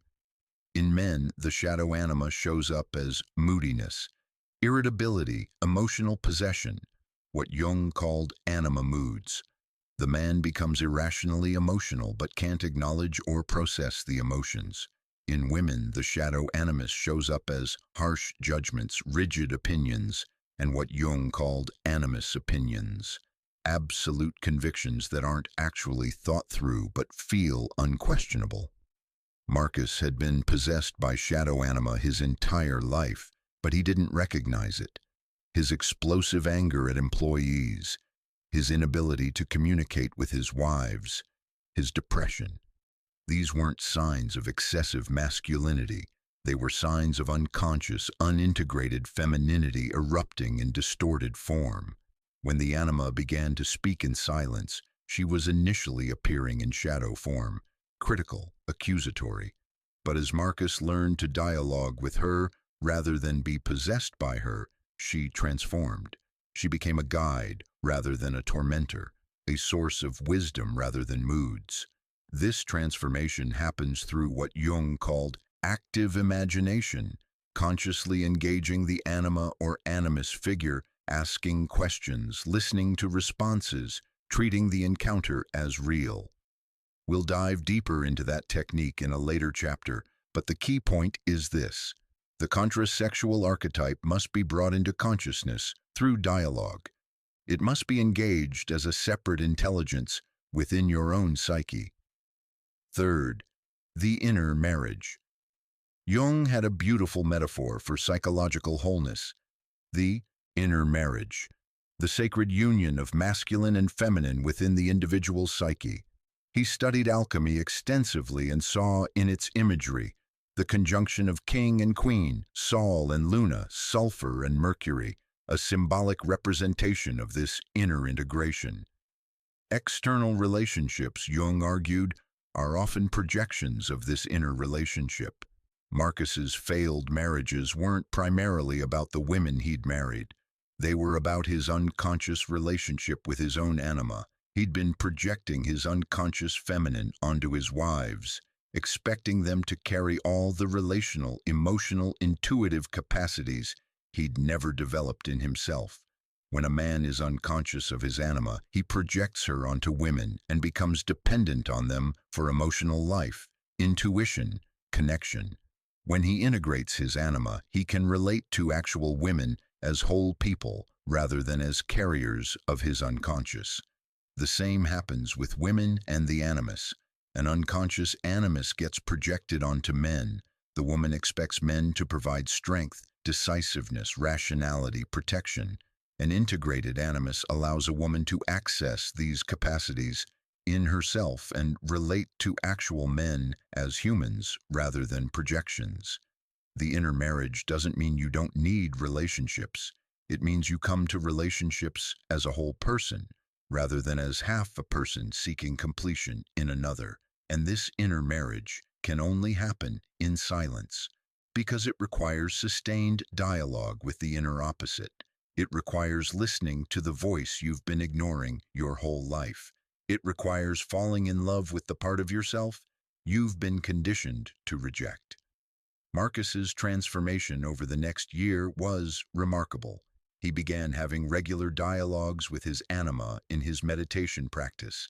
He'd sit in silence, pose a question, and listen for her response. Not always immediately.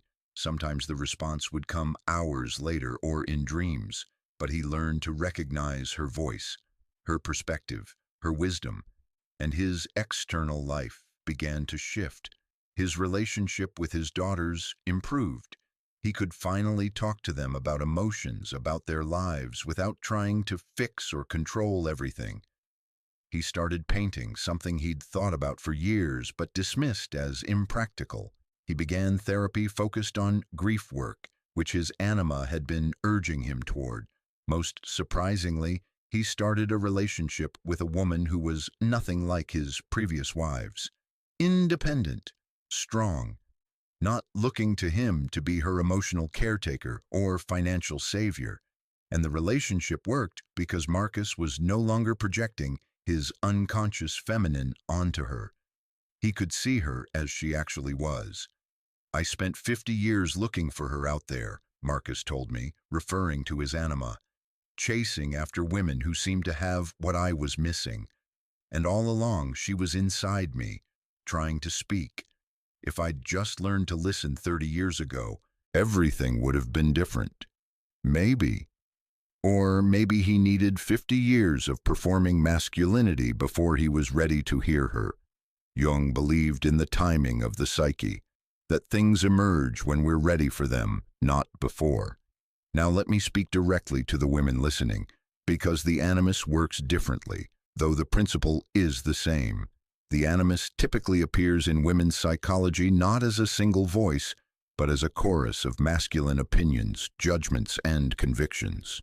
Where the anima in men tends toward moods and emotional possession, the animus in women tends toward rigid thinking and harsh self-criticism. That voice in your head that says, "You're not good enough, you'll never succeed, you're too much, not enough. You should do this, you must do that." That's often the shadow animus, not your actual thoughts, but an unconscious masculine voice that's been shaped by the patriarchal voices you internalized.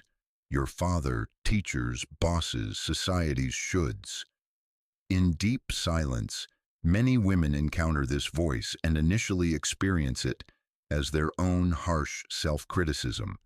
But with practice, they begin to recognize it as separate, as an inner masculine figure that, when brought into consciousness and dialogue, can transform from critic to ally. The integrated animus doesn't criticize. He provides genuine strength, not domination, but discernment, not harsh judgment, but clear thinking, not rigid opinions, but wisdom. He helps the woman access her own authority, her own rational capacity, her own ability to structure and achieve and assert without needing external masculine validation. One woman I worked with, Sarah, yes, the same Sarah from Chapter 2, encountered her animus after she'd cleared away the external noise and begun to hear her own voice. And what she discovered was that many of the thoughts she'd assumed were hers were actually her animus, internalized masculine voices telling her what a good mother should do, what a good wife should be, how a woman should behave. In silence, she learned to distinguish these animus voices from her authentic feminine wisdom, and she learned to dialogue with the animus, to ask him questions, to invite him to serve her rather than tyrannize her, to integrate his gifts, clarity, structure, decisiveness, without being possessed by his shadow, harsh judgment, rigid shoulds. The result was a woman who could finally access both her feminine strengths, the intuition, relational wisdom, emotional intelligence, and her masculine capacities, assertion, boundaries, rational planning, without splitting them into good and bad, without projecting one or the other onto partners or friends. This is the inner marriage, and it changes everything. Here's an exercise you can try tonight. If you're ready, sit in complete silence. No music, no guidance, just you. Close your eyes and imagine a figure of the opposite sex appearing in your mind's eye. Don't force it, just allow the image to emerge. It might be someone you know, someone you've never seen, or a symbolic figure. Let the psyche show you what it wants to show you. When the figure appears, greet it, say hello, ask its name, then ask it a question. What do you want me to know? What have you been trying to tell me that I haven't been able to hear? And then, this is crucial, actually listen. Don't make up an answer. Don't force it. Just sit in silence and see if a response emerges. It might not come immediately. It might come later, in a dream, in a sudden insight, in a conversation with someone else where you hear exactly what you needed to hear. But you've opened the door. You've acknowledged the presence of this inner other. And that acknowledgement changes the relationship from unconscious to conscious, from projection to integration, from split to whole. Jung put it this way: the meeting of two personalities is like the contact of two chemical substances. If there is any reaction, both are transformed. He was talking about external relationships, but he could just as easily have been talking about the internal meeting of masculine and feminine within the individual psyche. When ego, consciousness, meets anima or animus, the unconscious opposite, both are transformed. The ego becomes more whole, the anima, animus becomes more integrated, and you become more fully human. This is what the universe is restoring in you through silence. Not just your shadow, though that's crucial, but also your opposite, your inner other. The dimension of yourself you've been projecting onto others your whole life, expecting them to provide what you never developed in yourself. External relationships mirror internal integration. If you want better relationships with actual people, start by building a relationship with the opposite within yourself. If you want to stop projecting, start by claiming what you've been projecting. And that relationship, that inner marriage, that sacred union, it only happens in silence. Because the anima and animus speak only when given space, when treated as real, when engaged in dialogue rather than dismissed as just thoughts. Marcus, now 2 years into his practice, told me something profound. I thought I needed a woman to complete me. What I actually needed was to meet the woman inside myself. Now I'm complete and I can actually love another person without needing them to fill my gaps.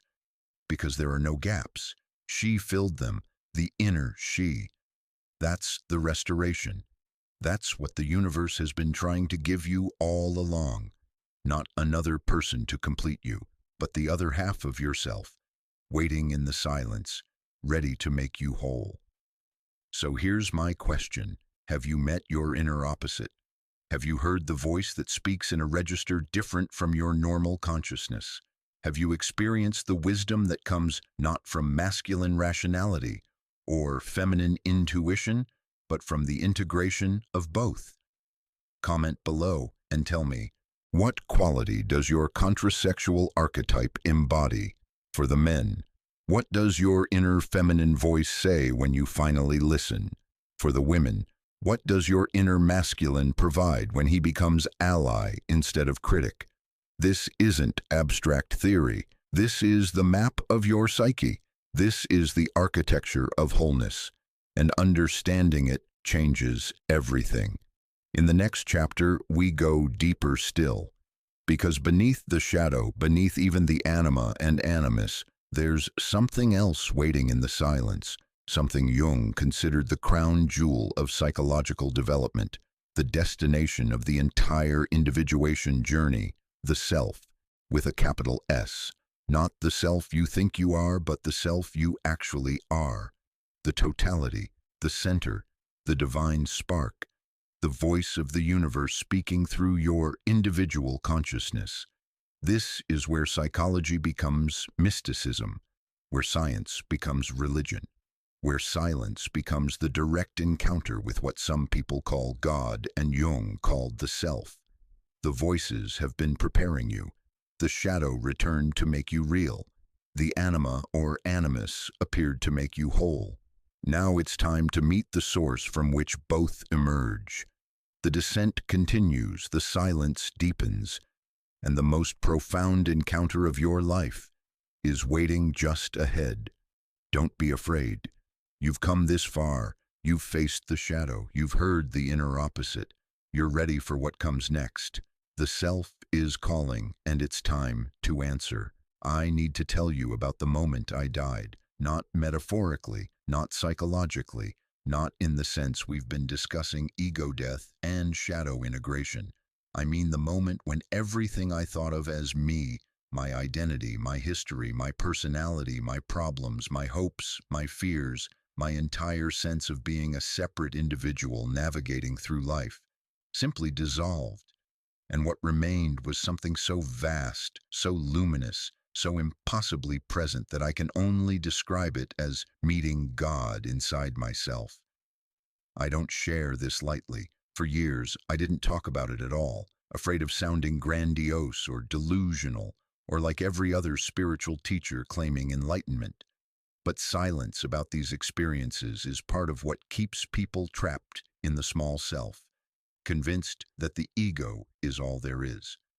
So I'm breaking my silence about silence, and I'm telling you there is something waiting in the depths that will shatter every assumption you have about who and what you are.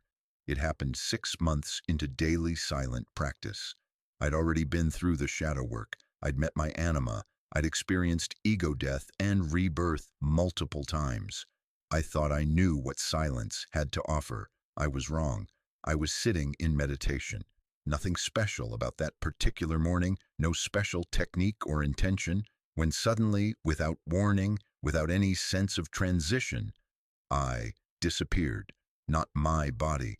My body was still there, still breathing, still sitting, but the sense of being me, the one sitting, the one meditating, the one experiencing, vanished completely. And in its place was, I don't have language for this. I'll try anyway. There was just presence, just being, not my being, but being itself. And it wasn't empty or void. It was unutterably full. It was aware, but not as a separate observer watching something else. It was awareness aware of itself. Consciousness knowing itself directly, without the mediation of an I standing between awareness and what it's aware of. Time didn't exist, not in the sense that time was moving very slowly or very quickly, but in the sense that there was no time at all. Past and future were concepts without meaning. There was only this eternal present, this now that had always been and would always be. And the strangest thing, I felt held, not by a being or a force external to me, but held from within, like I'd been an exhausted child clenched in fear for 40 years, and suddenly realized I'd always been resting in the arms of something vast and loving and utterly safe, and that something wasn't separate from me. It was me, the real me, the me that had been there before I was born and would be there after I died. Jung called this the self with a capital S, and encountering it changed everything. When I came back, and I did come back, the ego eventually reconstituted itself. I wept for 3 hours, not from sadness, from recognition, from the grief of realizing I'd spent decades living in a tiny room of my own making, while the cathedral had been there the whole time, from the relief of finally coming home to something I'd been homesick for my entire life, without knowing what I was missing. That was 7 years ago. I've had glimpses of it since, moments where the veil thins and I touch that vast presence again, but never quite as complete as that first encounter. And I don't need to, because once you've met the self, once you've experienced that ground of being, everything changes. You realize the ego is not the enemy. It's just not who you are. You're so much vaster than you thought, so much more than the story you've been telling yourself. Now, I need to be very careful here, because what I'm describing could be dismissed as mystical bypassing, as spiritual inflation, as delusion. So let me be clear about what this is and what it isn't. The self in Jung's psychology is not the ego. The ego is the center of consciousness, the I that thinks, decides, remembers, plans. It's crucial for navigating daily life. But the ego is tiny compared to the totality of the psyche. Jung estimated that consciousness represents perhaps 10% of the total psyche. The other 90%, the unconscious, both personal and collective, is vastly larger, and the self is the totality, the whole psyche, conscious and unconscious, integrated. It's the center of the entire psyche, not just the conscious part. Jung described it as both the circumference and the center, the whole circle of being, and the point from which that circle emanates. Encountering the self is not about inflating the ego, it's about recognizing something far larger than ego, far more fundamental than personality, far older than your individual history. Jung sometimes called it the inner Christ, or the God image within. Not in a specifically Christian sense, but pointing to something numinous, sacred, divine that exists as the deepest reality of your being. This is not you becoming God. This is you recognizing that the ground of your being participates in something that feels like what people throughout history have called God or Brahman or Buddha nature or the Tao. The divine isn't out there somewhere. It's the deepest layer of in here, and silence is where you meet it. Let me tell you about Elena because my experience might sound too abstract, too personal, too easily dismissed. Elena's story might help you understand what this actually looks like in practice. Elena was 43, a nurse, twice widowed. The first husband died in a car accident when she was 25. The second from cancer 10 years later. By the time I met her, she'd been through years of therapy, support groups, spiritual seeking. She'd done the grief work. She'd processed the trauma. She'd rebuilt her life. But something essential was still missing. I feel like I'm going through the motions, she told me. Everything works on the surface. I function. I help people. I have friends. But there's this emptiness underneath, not depression exactly, just absence, like I'm here, but I'm not really here. Her therapist suggested meditation. Elena tried the apps, the guided sessions, the classes. Nothing clicked. Then someone gave her a copy of Jung's Memories, Dreams, Reflections, and something in it spoke to her. The idea that the psyche has depths, that there's something underneath the surface self, that silence might reveal rather than just relax. She started practicing unguided meditation, just sitting in complete silence, no music, no mantras, no visualization, just sitting with whatever was there. The first 3 months were brutal, shadow material, grief she thought she'd processed, rage at God for taking both her husbands, fear that she was cursed, that anyone she loved would die. All of it came flooding up in the silence, but she kept sitting. And around month 4, something shifted. The emotions started to settle, not because she'd transcended them, but because something underneath them was starting to reveal itself. A quality of presence that was there regardless of what emotions were moving through. Month 6, it happened. She was sitting one morning, not particularly peaceful, actually kind of irritated about something trivial, when suddenly she felt what she described as dropping through the floor. Not physically falling, her body was still sitting upright, but psychologically, experientially, she dropped through the surface level of thoughts and emotions into something underneath.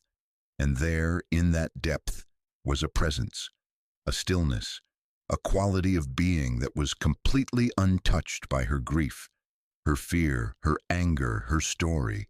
It was like discovering that underneath all the waves, All the storms I'd been drowning in for 18 years, there was an ocean floor, completely still, completely peaceful, completely unaffected by anything happening on the surface. And I was the ocean floor, not the waves. The waves were just temporary movements on the surface of what I actually was. Elena sat with this presence for she didn't know how long. Could have been 10 minutes, could have been 2 hours.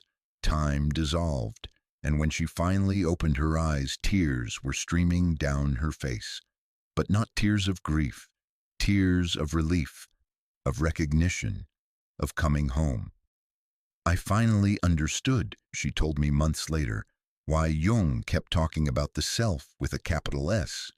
Because it's not just you in a bigger sense.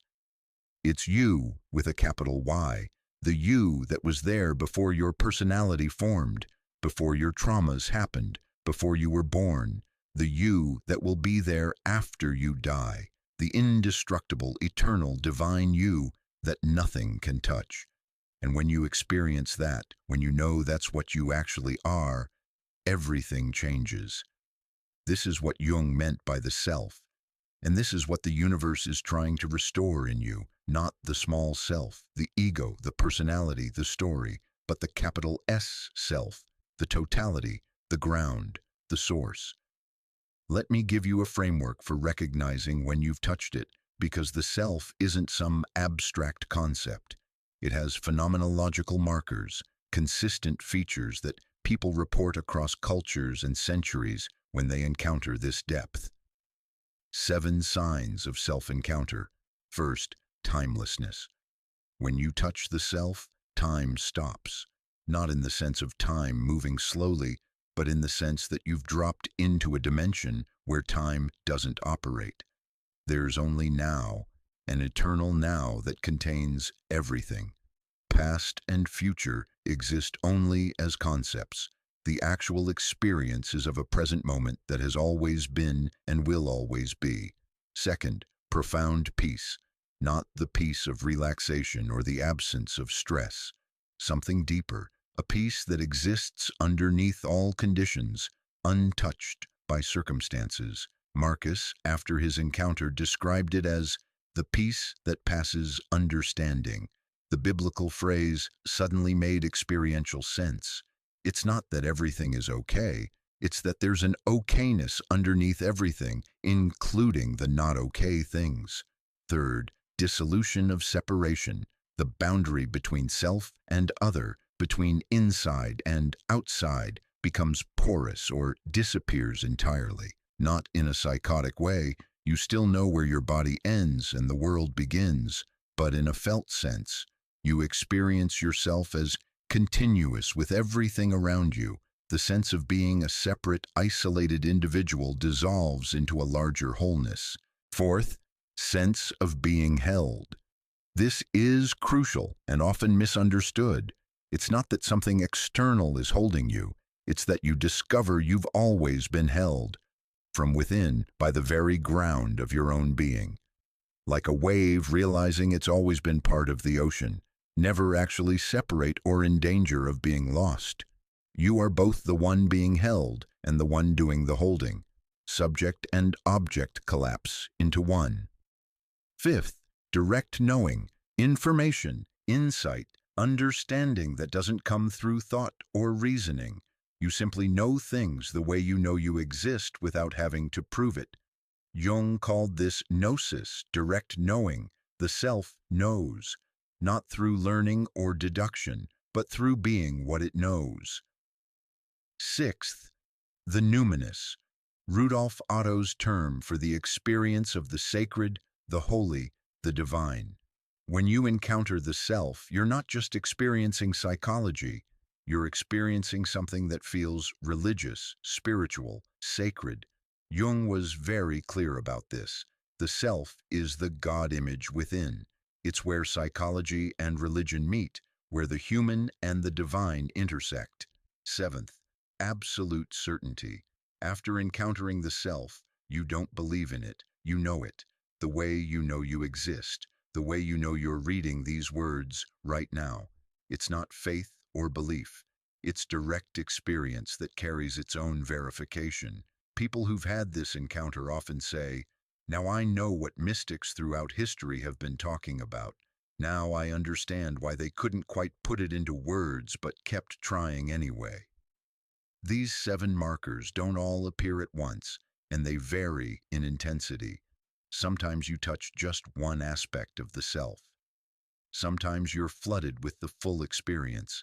But once you've felt it, once you've recognized this deeper dimension of your being, you can never fully unknow it. Elena's life didn't magically become perfect after her encounter. She still grieved her husband's. She still had hard days. She still experienced fear and sadness and anger. But now there was a reference point, a ground, a depth that couldn't be touched by the surface disturbances. Before, she explained, I was the grief, I was the fear. When they overwhelmed me, I disappeared into them. Now there's something underneath that witnesses the grief, holds the fear, remains present through all of it. It's like I finally found solid ground after 18 years of drowning. This is what Jung meant when he said, "The self is our life's goal, for it is the completest expression of that fateful combination we call individuality." The goal isn't to strengthen the ego, it's to discover the self and live from that center instead of from the ego's center. The ego doesn't disappear. It becomes what Jung called ego-self-axis, a conscious connection between the small self and the capital S, self. The ego serves the self rather than trying to be the self. This is psychological maturity. This is individuation. This is what it means to become who you actually are. But here's the critical distinction that saves this from being spiritual bypassing. Encountering the self doesn't mean transcending the human. It means becoming fully human. It means recognizing that your humanity includes the divine, that your individuality is held within universality, that your small self exists within and as an expression of something vastly larger. You don't escape your problems by touching the self. You contextualize them, you hold them in a larger perspective. You realize that the waves of your life, however turbulent, are still just movements on the surface of an ocean that can never be disturbed at its depths. And here's the paradox Jung wrestled with his entire life. The self is simultaneously the deepest core of your individual being and something transpersonal, collective, universal. It's the most personal thing about you and the most impersonal. It's you with a capital Y, but it's also not just you. It's the same self that mystics throughout history have encountered, the same ground that underlies all consciousness. This is where Jung's psychology becomes controversial, where scientific materialists part ways with him. Because Jung was claiming that the psyche has a spiritual dimension, that consciousness touches something transcendent, that the deepest layer of individual psychology opens onto the collective, the archetypal, the divine. And he based this claim not on faith, but on experience. His own encounter with the self, which he documents in memories, dreams, reflections, and the experiences of his patients who'd undergone the individuation process and encountered this same depth. I'm making the same claim based on the same evidence. Direct experience. Mine, Elena's, Marcus's, hundreds of people I've worked with over the years who've gone deep enough into silence to touch this ground. We're not talking about belief. We're talking about encounter. And that encounter is what the universe has been trying to give you all along. Not a better ego, not a more successful persona, not even just shadow integration or Anima, Animus work. Those are preparation. The real restoration, the full restoration, is the discovery of the self. This is what you've been homesick for your entire life. This is what addiction is seeking, what ambition is chasing, what relationships promise but can never fully deliver, what every human yearning is ultimately pointing toward. The return to the ground of your own being, the recognition of what you actually are beneath all the stories and identities and performances. And it's been waiting in silence all along. But here's the thing. The self can't be grasped by the ego. It can't be achieved or attained or accomplished. You can't get there through effort or willpower or technique. All you can do is stop. Stop performing, stop achieving, stop trying, stop even seeking, just stop. And in that stopping, that complete cessation of the ego's striving, something else reveals itself. Not something new, something that's been there all along. The self doesn't arrive. It's already here. You just finally stop covering it up with noise, with performance, with the endless activity of the small self, trying to become something more. This is why silence is the key, because silence is the cessation of ego activity. When you truly sit in silence, not using meditation as a technique to achieve something, but genuinely stopping, the self can finally be recognized, not as something you've attained, but as what you've always been. Jung put it beautifully, the self is our life's goal, for it is the completest expression of that fateful combination we call individuality. The aim is not to renounce the ego, but to accept it and the self's authority as well. The ego isn't the enemy. It's just not the whole story. And spending your entire life identified exclusively with the ego is like spending your entire life in the lobby of a cathedral, convinced the lobby is the whole building. The self is the cathedral. The ego is the entrance hall. Both have their place. But God, or whatever you want to call the numinous, the sacred, the divine, isn't in the lobby. It's in the sanctuary. And you've been standing in the lobby your whole life, too afraid to go deeper. Silence is how you walk from the lobby into the sanctuary. And what you find there will shatter every small conception you've ever had of yourself. I want to share one more aspect of my own encounter because I think it addresses a fear many people have about this work. The fear that if you discover you're not your ego, you'll somehow lose yourself, become passive, stop caring about life. What actually happened was the opposite. After encountering the self, I cared more about life, not less. I engaged more fully, not less. Because I was no longer protecting a fragile ego. I was no longer trying to prove anything or defend anything or maintain any image. The self doesn't need protection. It can't be damaged. It's indestructible.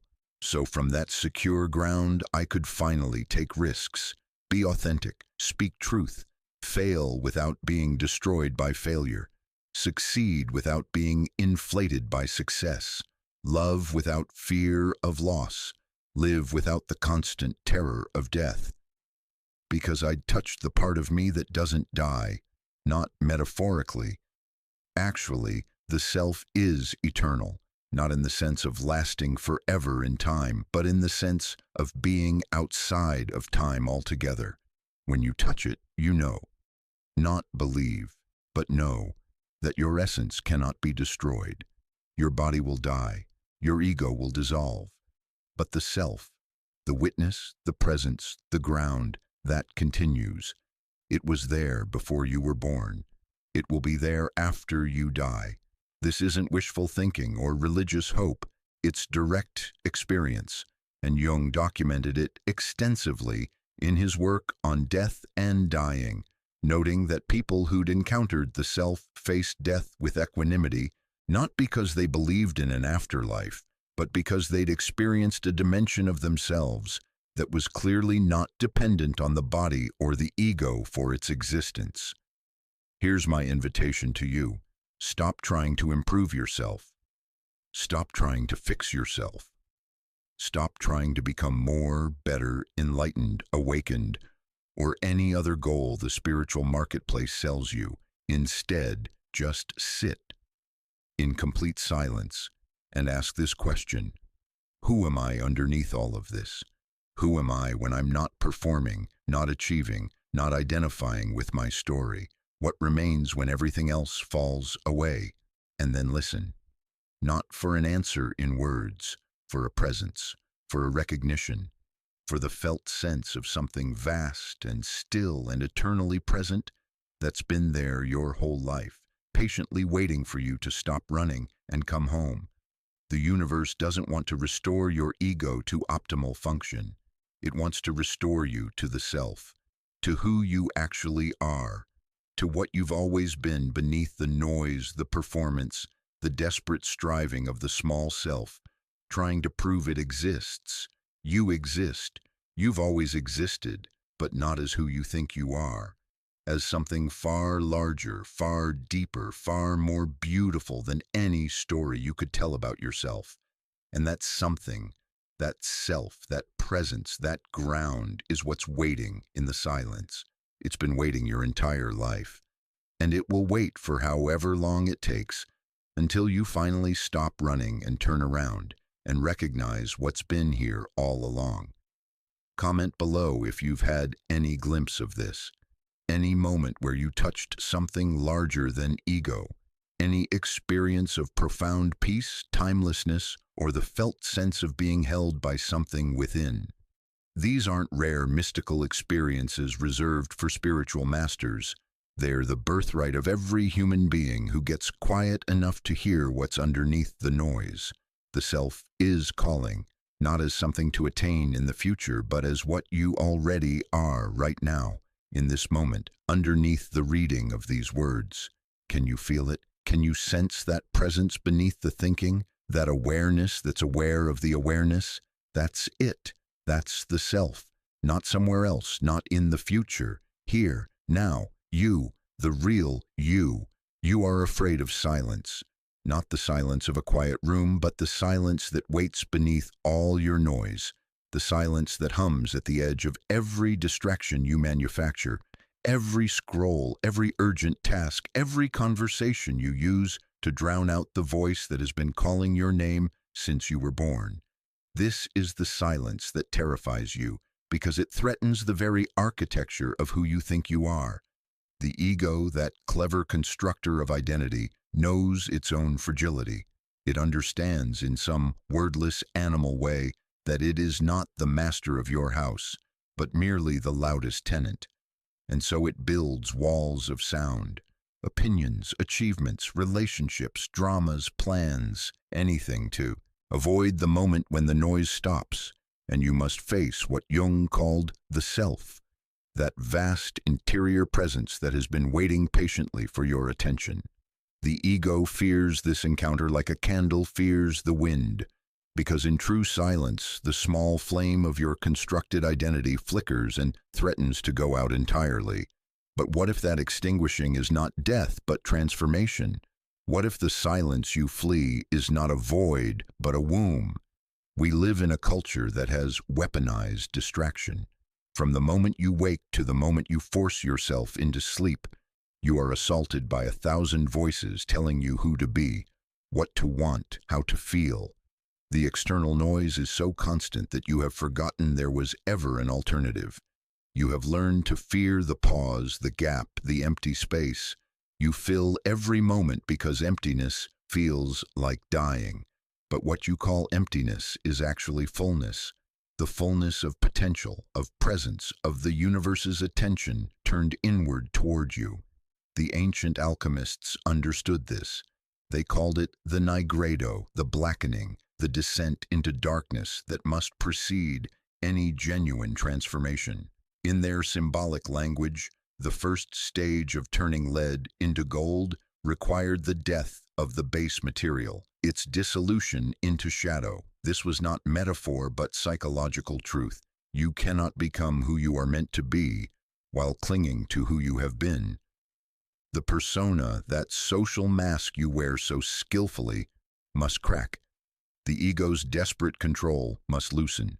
And in that loosening, in that dissolution, there is terror. This terror is the guardian at the threshold.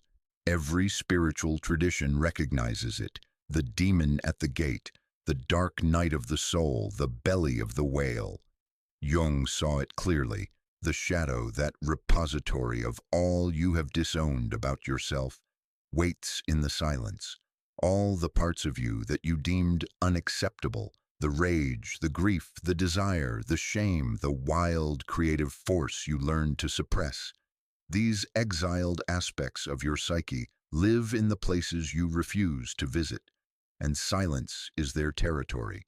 When you finally stop running, when exhaustion or crisis or grace brings you to stillness, the shadow rises to meet you, not as punishment but as invitation. It whispers the truths you have spent a lifetime avoiding. You are not who you pretend to be. Your carefully maintained identity is a performance. Beneath the achievement and the competence and the likability lies someone you do not yet know. This is the hermit's threshold.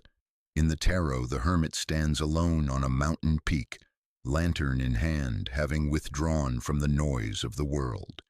This withdrawal is not escape, but initiation. The hermit understands that to find genuine guidance, you must first become lost to everything familiar. The journey inward requires leaving behind the maps others have drawn for you. It requires entering the unmarked territory of your own depths. And here, in this territory, the silence is not empty.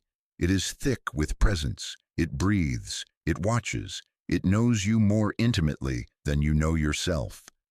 Jung called this the process of individuation, the gradual, often painful awakening to the self that exists beneath and beyond the ego's constructed world. Individuation is not about becoming special or achieving some enlightened state. It is about becoming real. It is about integrating the shadow, acknowledging the persona as a useful tool rather than your true face, and learning to hear the voice of the self that has been speaking to you all along in a language the ego refused to understand. But to hear that voice, you must first endure its absence, or what feels like absence. The silence strips you of your defenses, your certainties, your familiar ways of being. It asks you to sit with the questions you cannot answer. Who am I when no one is watching? What do I actually want beneath all the wanting I was taught? What parts of myself have I murdered to be loved? These questions burn, they unravel. They expose the desperate fragility of the identity you have spent decades constructing. And in that exposure, you feel naked, vulnerable, as if you are dissolving. In alchemical terms, you are being reduced to prima materia, first matter, the raw substance before form, before name, before the prison of definition. This dissolution is the ego's greatest fear because the ego cannot imagine existence beyond its own borders. It believes it is you, and so your descent into silence feels like annihilation. But what is actually dying is not you, but the tyranny of the false self, the persona that was never designed to carry the weight of your full humanity. The chrysalis is the perfect image for this stage. The caterpillar does not know it will become a butterfly. From its perspective, entering the chrysalis is entering death. Inside that dark chamber, its body literally dissolves into a kind of biological soup. Everything that made it recognizably a caterpillar liquefies, and yet, encoded within that dissolution is the blueprint of wings. The transformation requires total surrender of the previous form. There is no negotiation, no partial metamorphosis. The caterpillar must become nothing to become something new. You are the caterpillar entering the chrysalis of silence. You are the alchemical substance entering the negredo, and every instinct in you screams to run, to return to the noise, to rebuild the walls. But something deeper than instinct holds you there. Some wordless knowing that this darkness is not the end, but the beginning. Some trust, fragile as a thread, that the universe has not abandoned you in this descent, but is in fact orchestrating it. Because the truth the ego cannot grasp is this: the silence is not hostile. It is not indifferent. It is the universe's most intimate attention, turned fully toward the task of your restoration. In the noise, you can hide.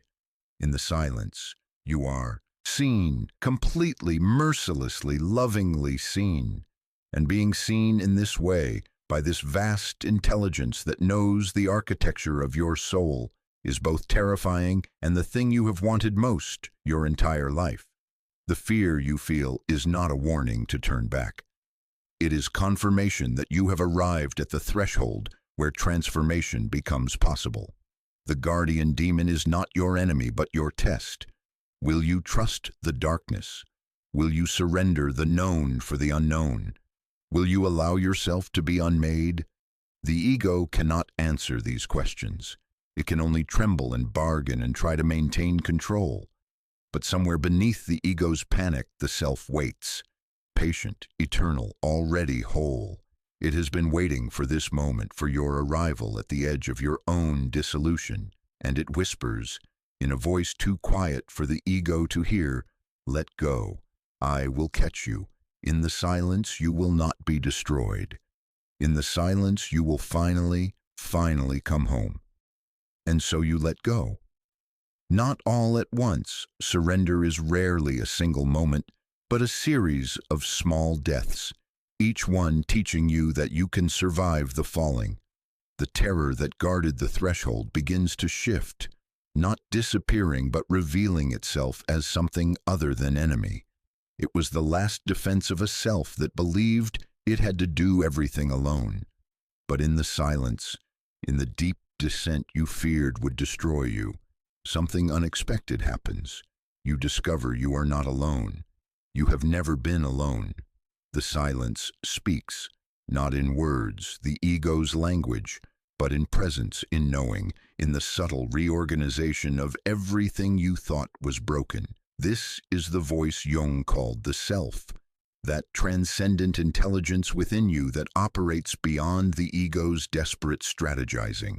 It is the universe speaking through you, as you, revealing that the boundary between your deepest interior and the cosmos itself is far more permeable than you imagined. What you encounter in genuine stillness is not emptiness, but intimacy, the universe's attention turned towards you with a tenderness that would shatter you if you met it too soon. This is why the descent was necessary. This is why the nigredo must precede the albedo, the blackening before the whitening, the dissolution before the crystallization. You could not have received this presence while armored in your persona, while the ego controlled every entrance and exit of your psyche. The defenses had to fall. The constructed self had to liquefy. Only in your vulnerability, your raw, undefended presence, could you finally hear the voice that has been speaking your entire life beneath the noise. And what does it say, this voice of the self? It does not give you answers in the way the ego wants answers.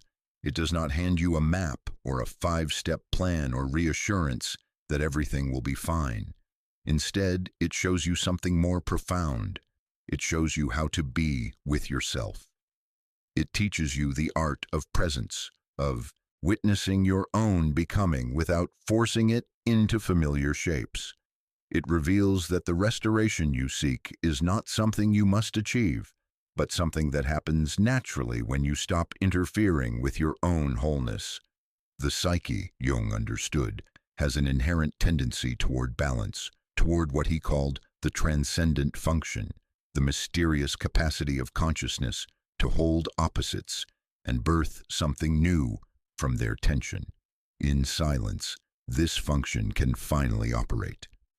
All the polarities you have been splitting yourself between, the acceptable and unacceptable, the light and shadow, the persona you perform and the person you secretly are, these opposites can finally meet, can finally speak to each other, can finally begin the work of integration. This is enantiodromia, the principle Jung borrowed from Heraclitus, the tendency of things to transform into their opposite when taken to extremes. Your flight from silence has transformed into a movement toward it. Your fear of dissolution has become the doorway to integration. The death you dreaded reveals itself as rebirth. And in this reversal, this alchemical turning, You glimpse the intelligence that has been guiding you all along, not from outside, but from the deepest place within, the place where you and the universe are not separate, but one breathing, knowing, becoming. In the alchemical tradition, after the nigredo comes the albedo, the whitening, the washing, the emergence into clarity. This is not a return to innocence, but an arrival at wisdom. The shadow material you met in the descent does not disappear, it integrates. The parts of yourself you disowned are welcomed back, not as threats, but as lost children finally coming home. And with their return, you become more complete, more real, more capable of carrying the full spectrum of your humanity without splitting into the good self and the bad self, the acceptable self and the hidden self. This integration is what restoration actually means, not a return to who you were before. That self was already too small, already a compromise, already a diminishment of your full being. Restoration is the psyche's movement toward its original wholeness, the blueprint of who you were always meant to become. It is the self asserting its deeper authority over the ego's limited vision. And it happens not through your striving, but through your surrendering, not through your control, but through your trust. The universe, speaking through the silence, becomes your teacher in ways no external authority ever could. It shows you, through sensation and intuition rather than thought, how to distinguish between the ego's anxiety and the self's guidance. The ego speaks in urgency, in fear, in the language of not enough and what if. The self speaks in stillness, in certainty that feels like remembering rather than learning, in images and symbols and the quiet knowing that arises when you stop trying to figure everything out. This is the subtle language Jung devoted his life to understanding, the language of dreams, symbols, synchronicities, the numinous moments when the veil between conscious and unconscious grows thin. In silence, you become fluent in this language. You learn to read the symbols your psyche offers, the recurring dream, the image that haunts you, the pattern you keep enacting until you finally see it. These are not random but purposeful, the self's attempt to communicate what the ego refuses to hear. And as you learn this language, as you begin to trust the voice that speaks in stillness, something shifts in the quality of your presence. The frantic energy that drove you, the need to prove, to achieve, to maintain the persona begins to quiet. Not because you stop engaging with the world, but because you stop abandoning yourself in that engagement. You learn to move from center, from the self, rather than the ego, and this changes everything. The restoration unfolds in layers, in rhythms, in a timing that cannot be forced.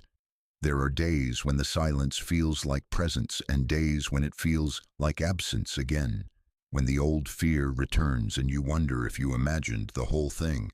This is not failure, but the spiral nature of transformation.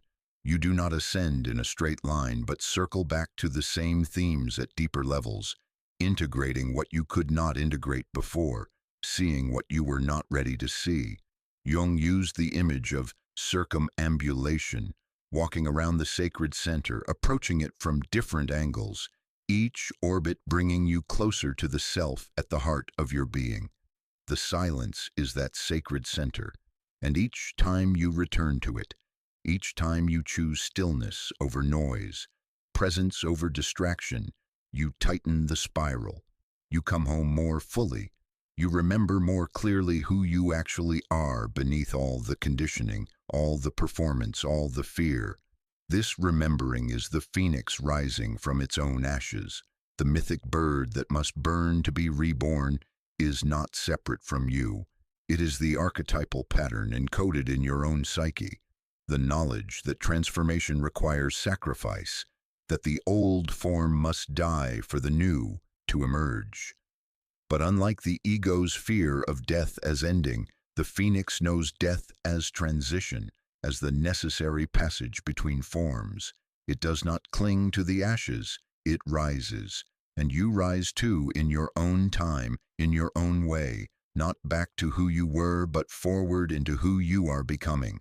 The silence has stripped away what was false, has burned through the persona's pretense, has dissolved the ego's tyranny. What remains is more essential, more true. What remains is the self, that diamond core of your being that cannot be destroyed, that was never in danger. That has been waiting patiently for you to stop running so it could finally show you what you are. This is the restoration the universe offers in silence. Not a fixing of what is broken, but a remembering of what was never broken, only hidden. Not a healing that implies you were sick, but an unveiling that reveals you were always whole, always held, always moving toward this moment of recognition. The fragmentation was real, the splitting, the shadow work, the pain of living disconnected from your depths.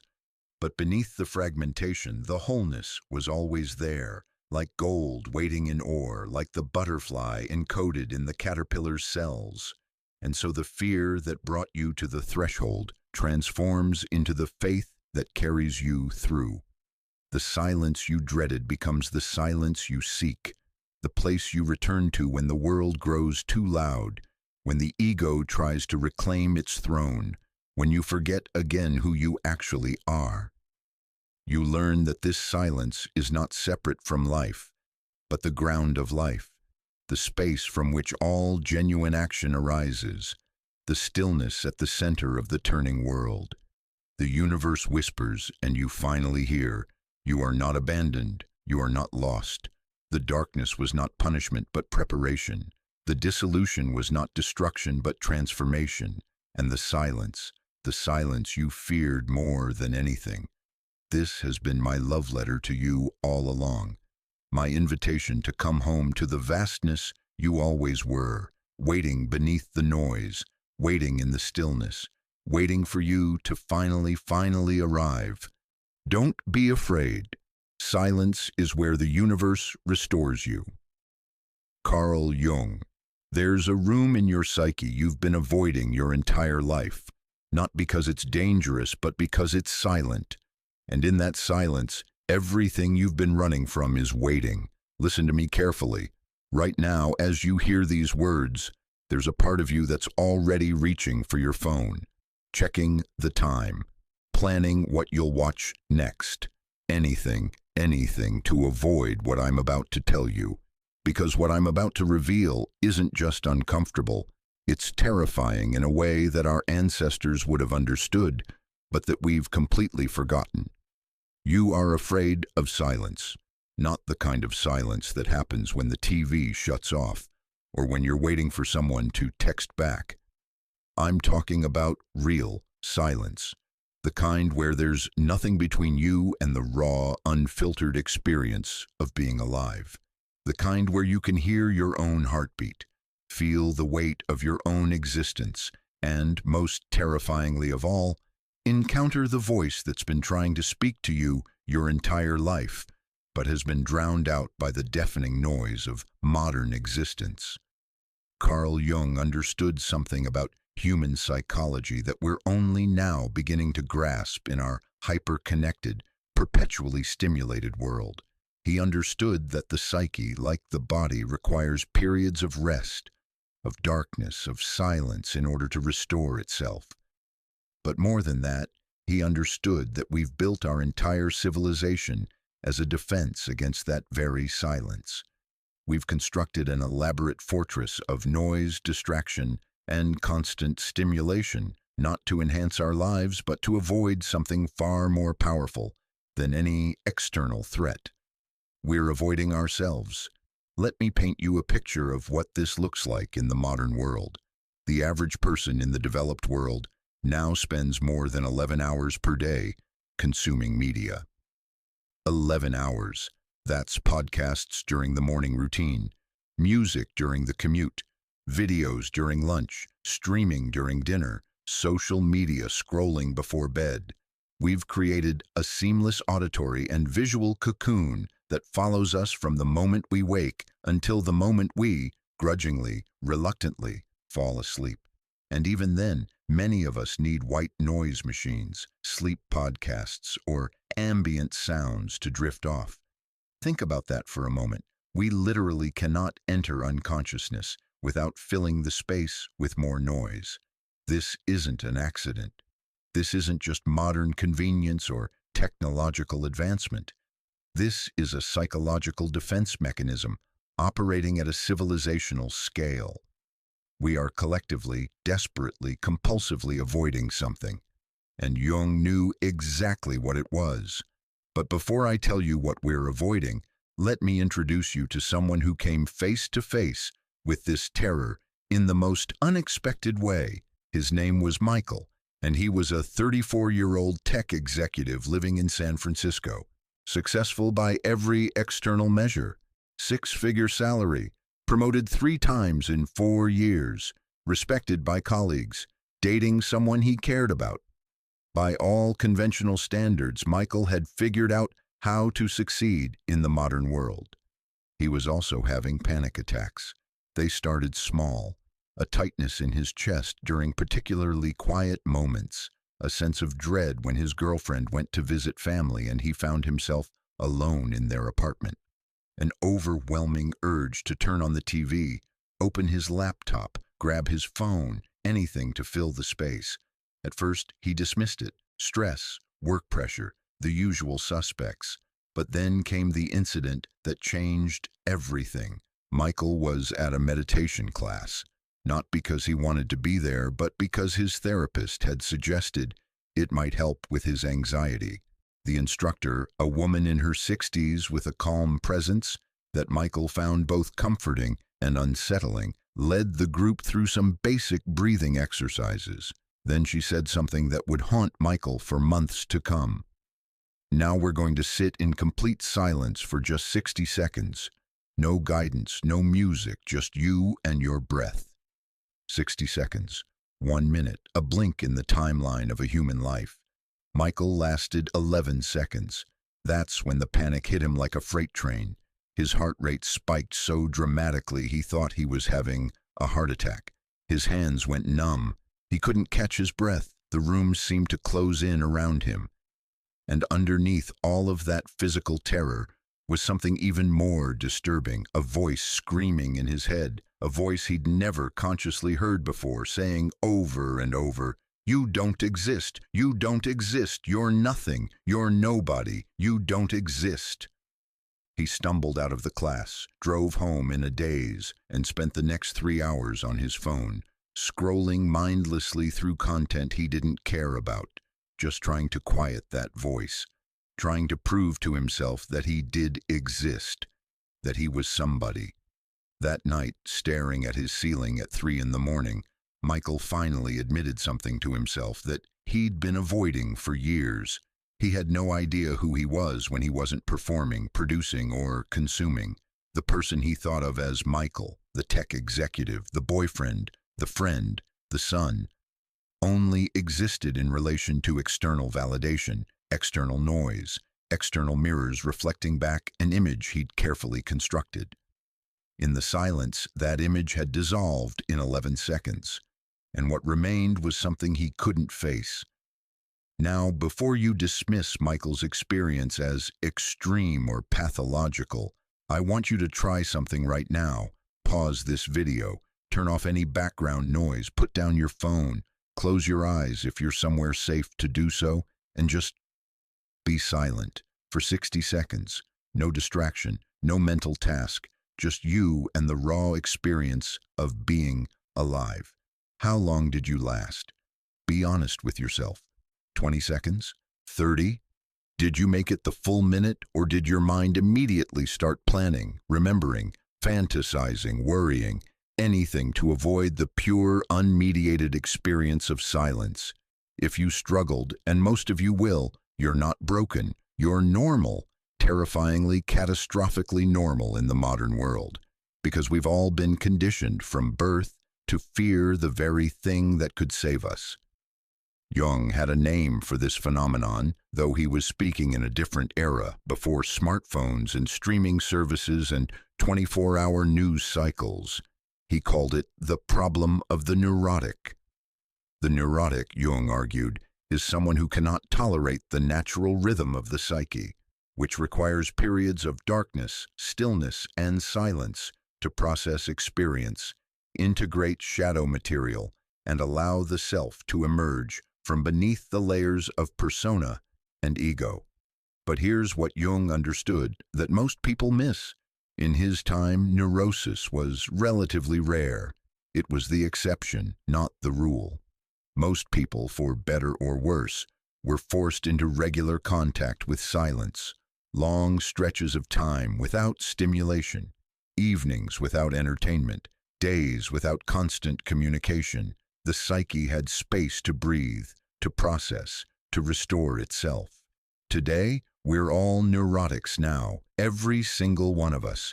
We've built a technological infrastructure specifically designed to prevent silence from ever finding us. And Jung's radical thesis, the one that should shake you to your core, is this: silence isn't emptiness, it's fullness. The noise isn't protecting you from nothing, it's protecting you from everything. Think about what I just said. Really let it sink in. We live in a culture that treats silence as a void, an absence, something to be filled. We say we fill silence as if it were empty. We treat quiet as a problem to be solved.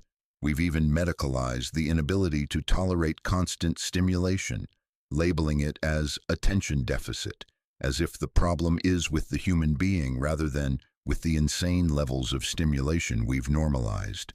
But Jung saw it differently. He understood that consciousness, the bright, chattering, ego-driven consciousness that we identify as me, is actually just a tiny island in a vast ocean of unconscious material.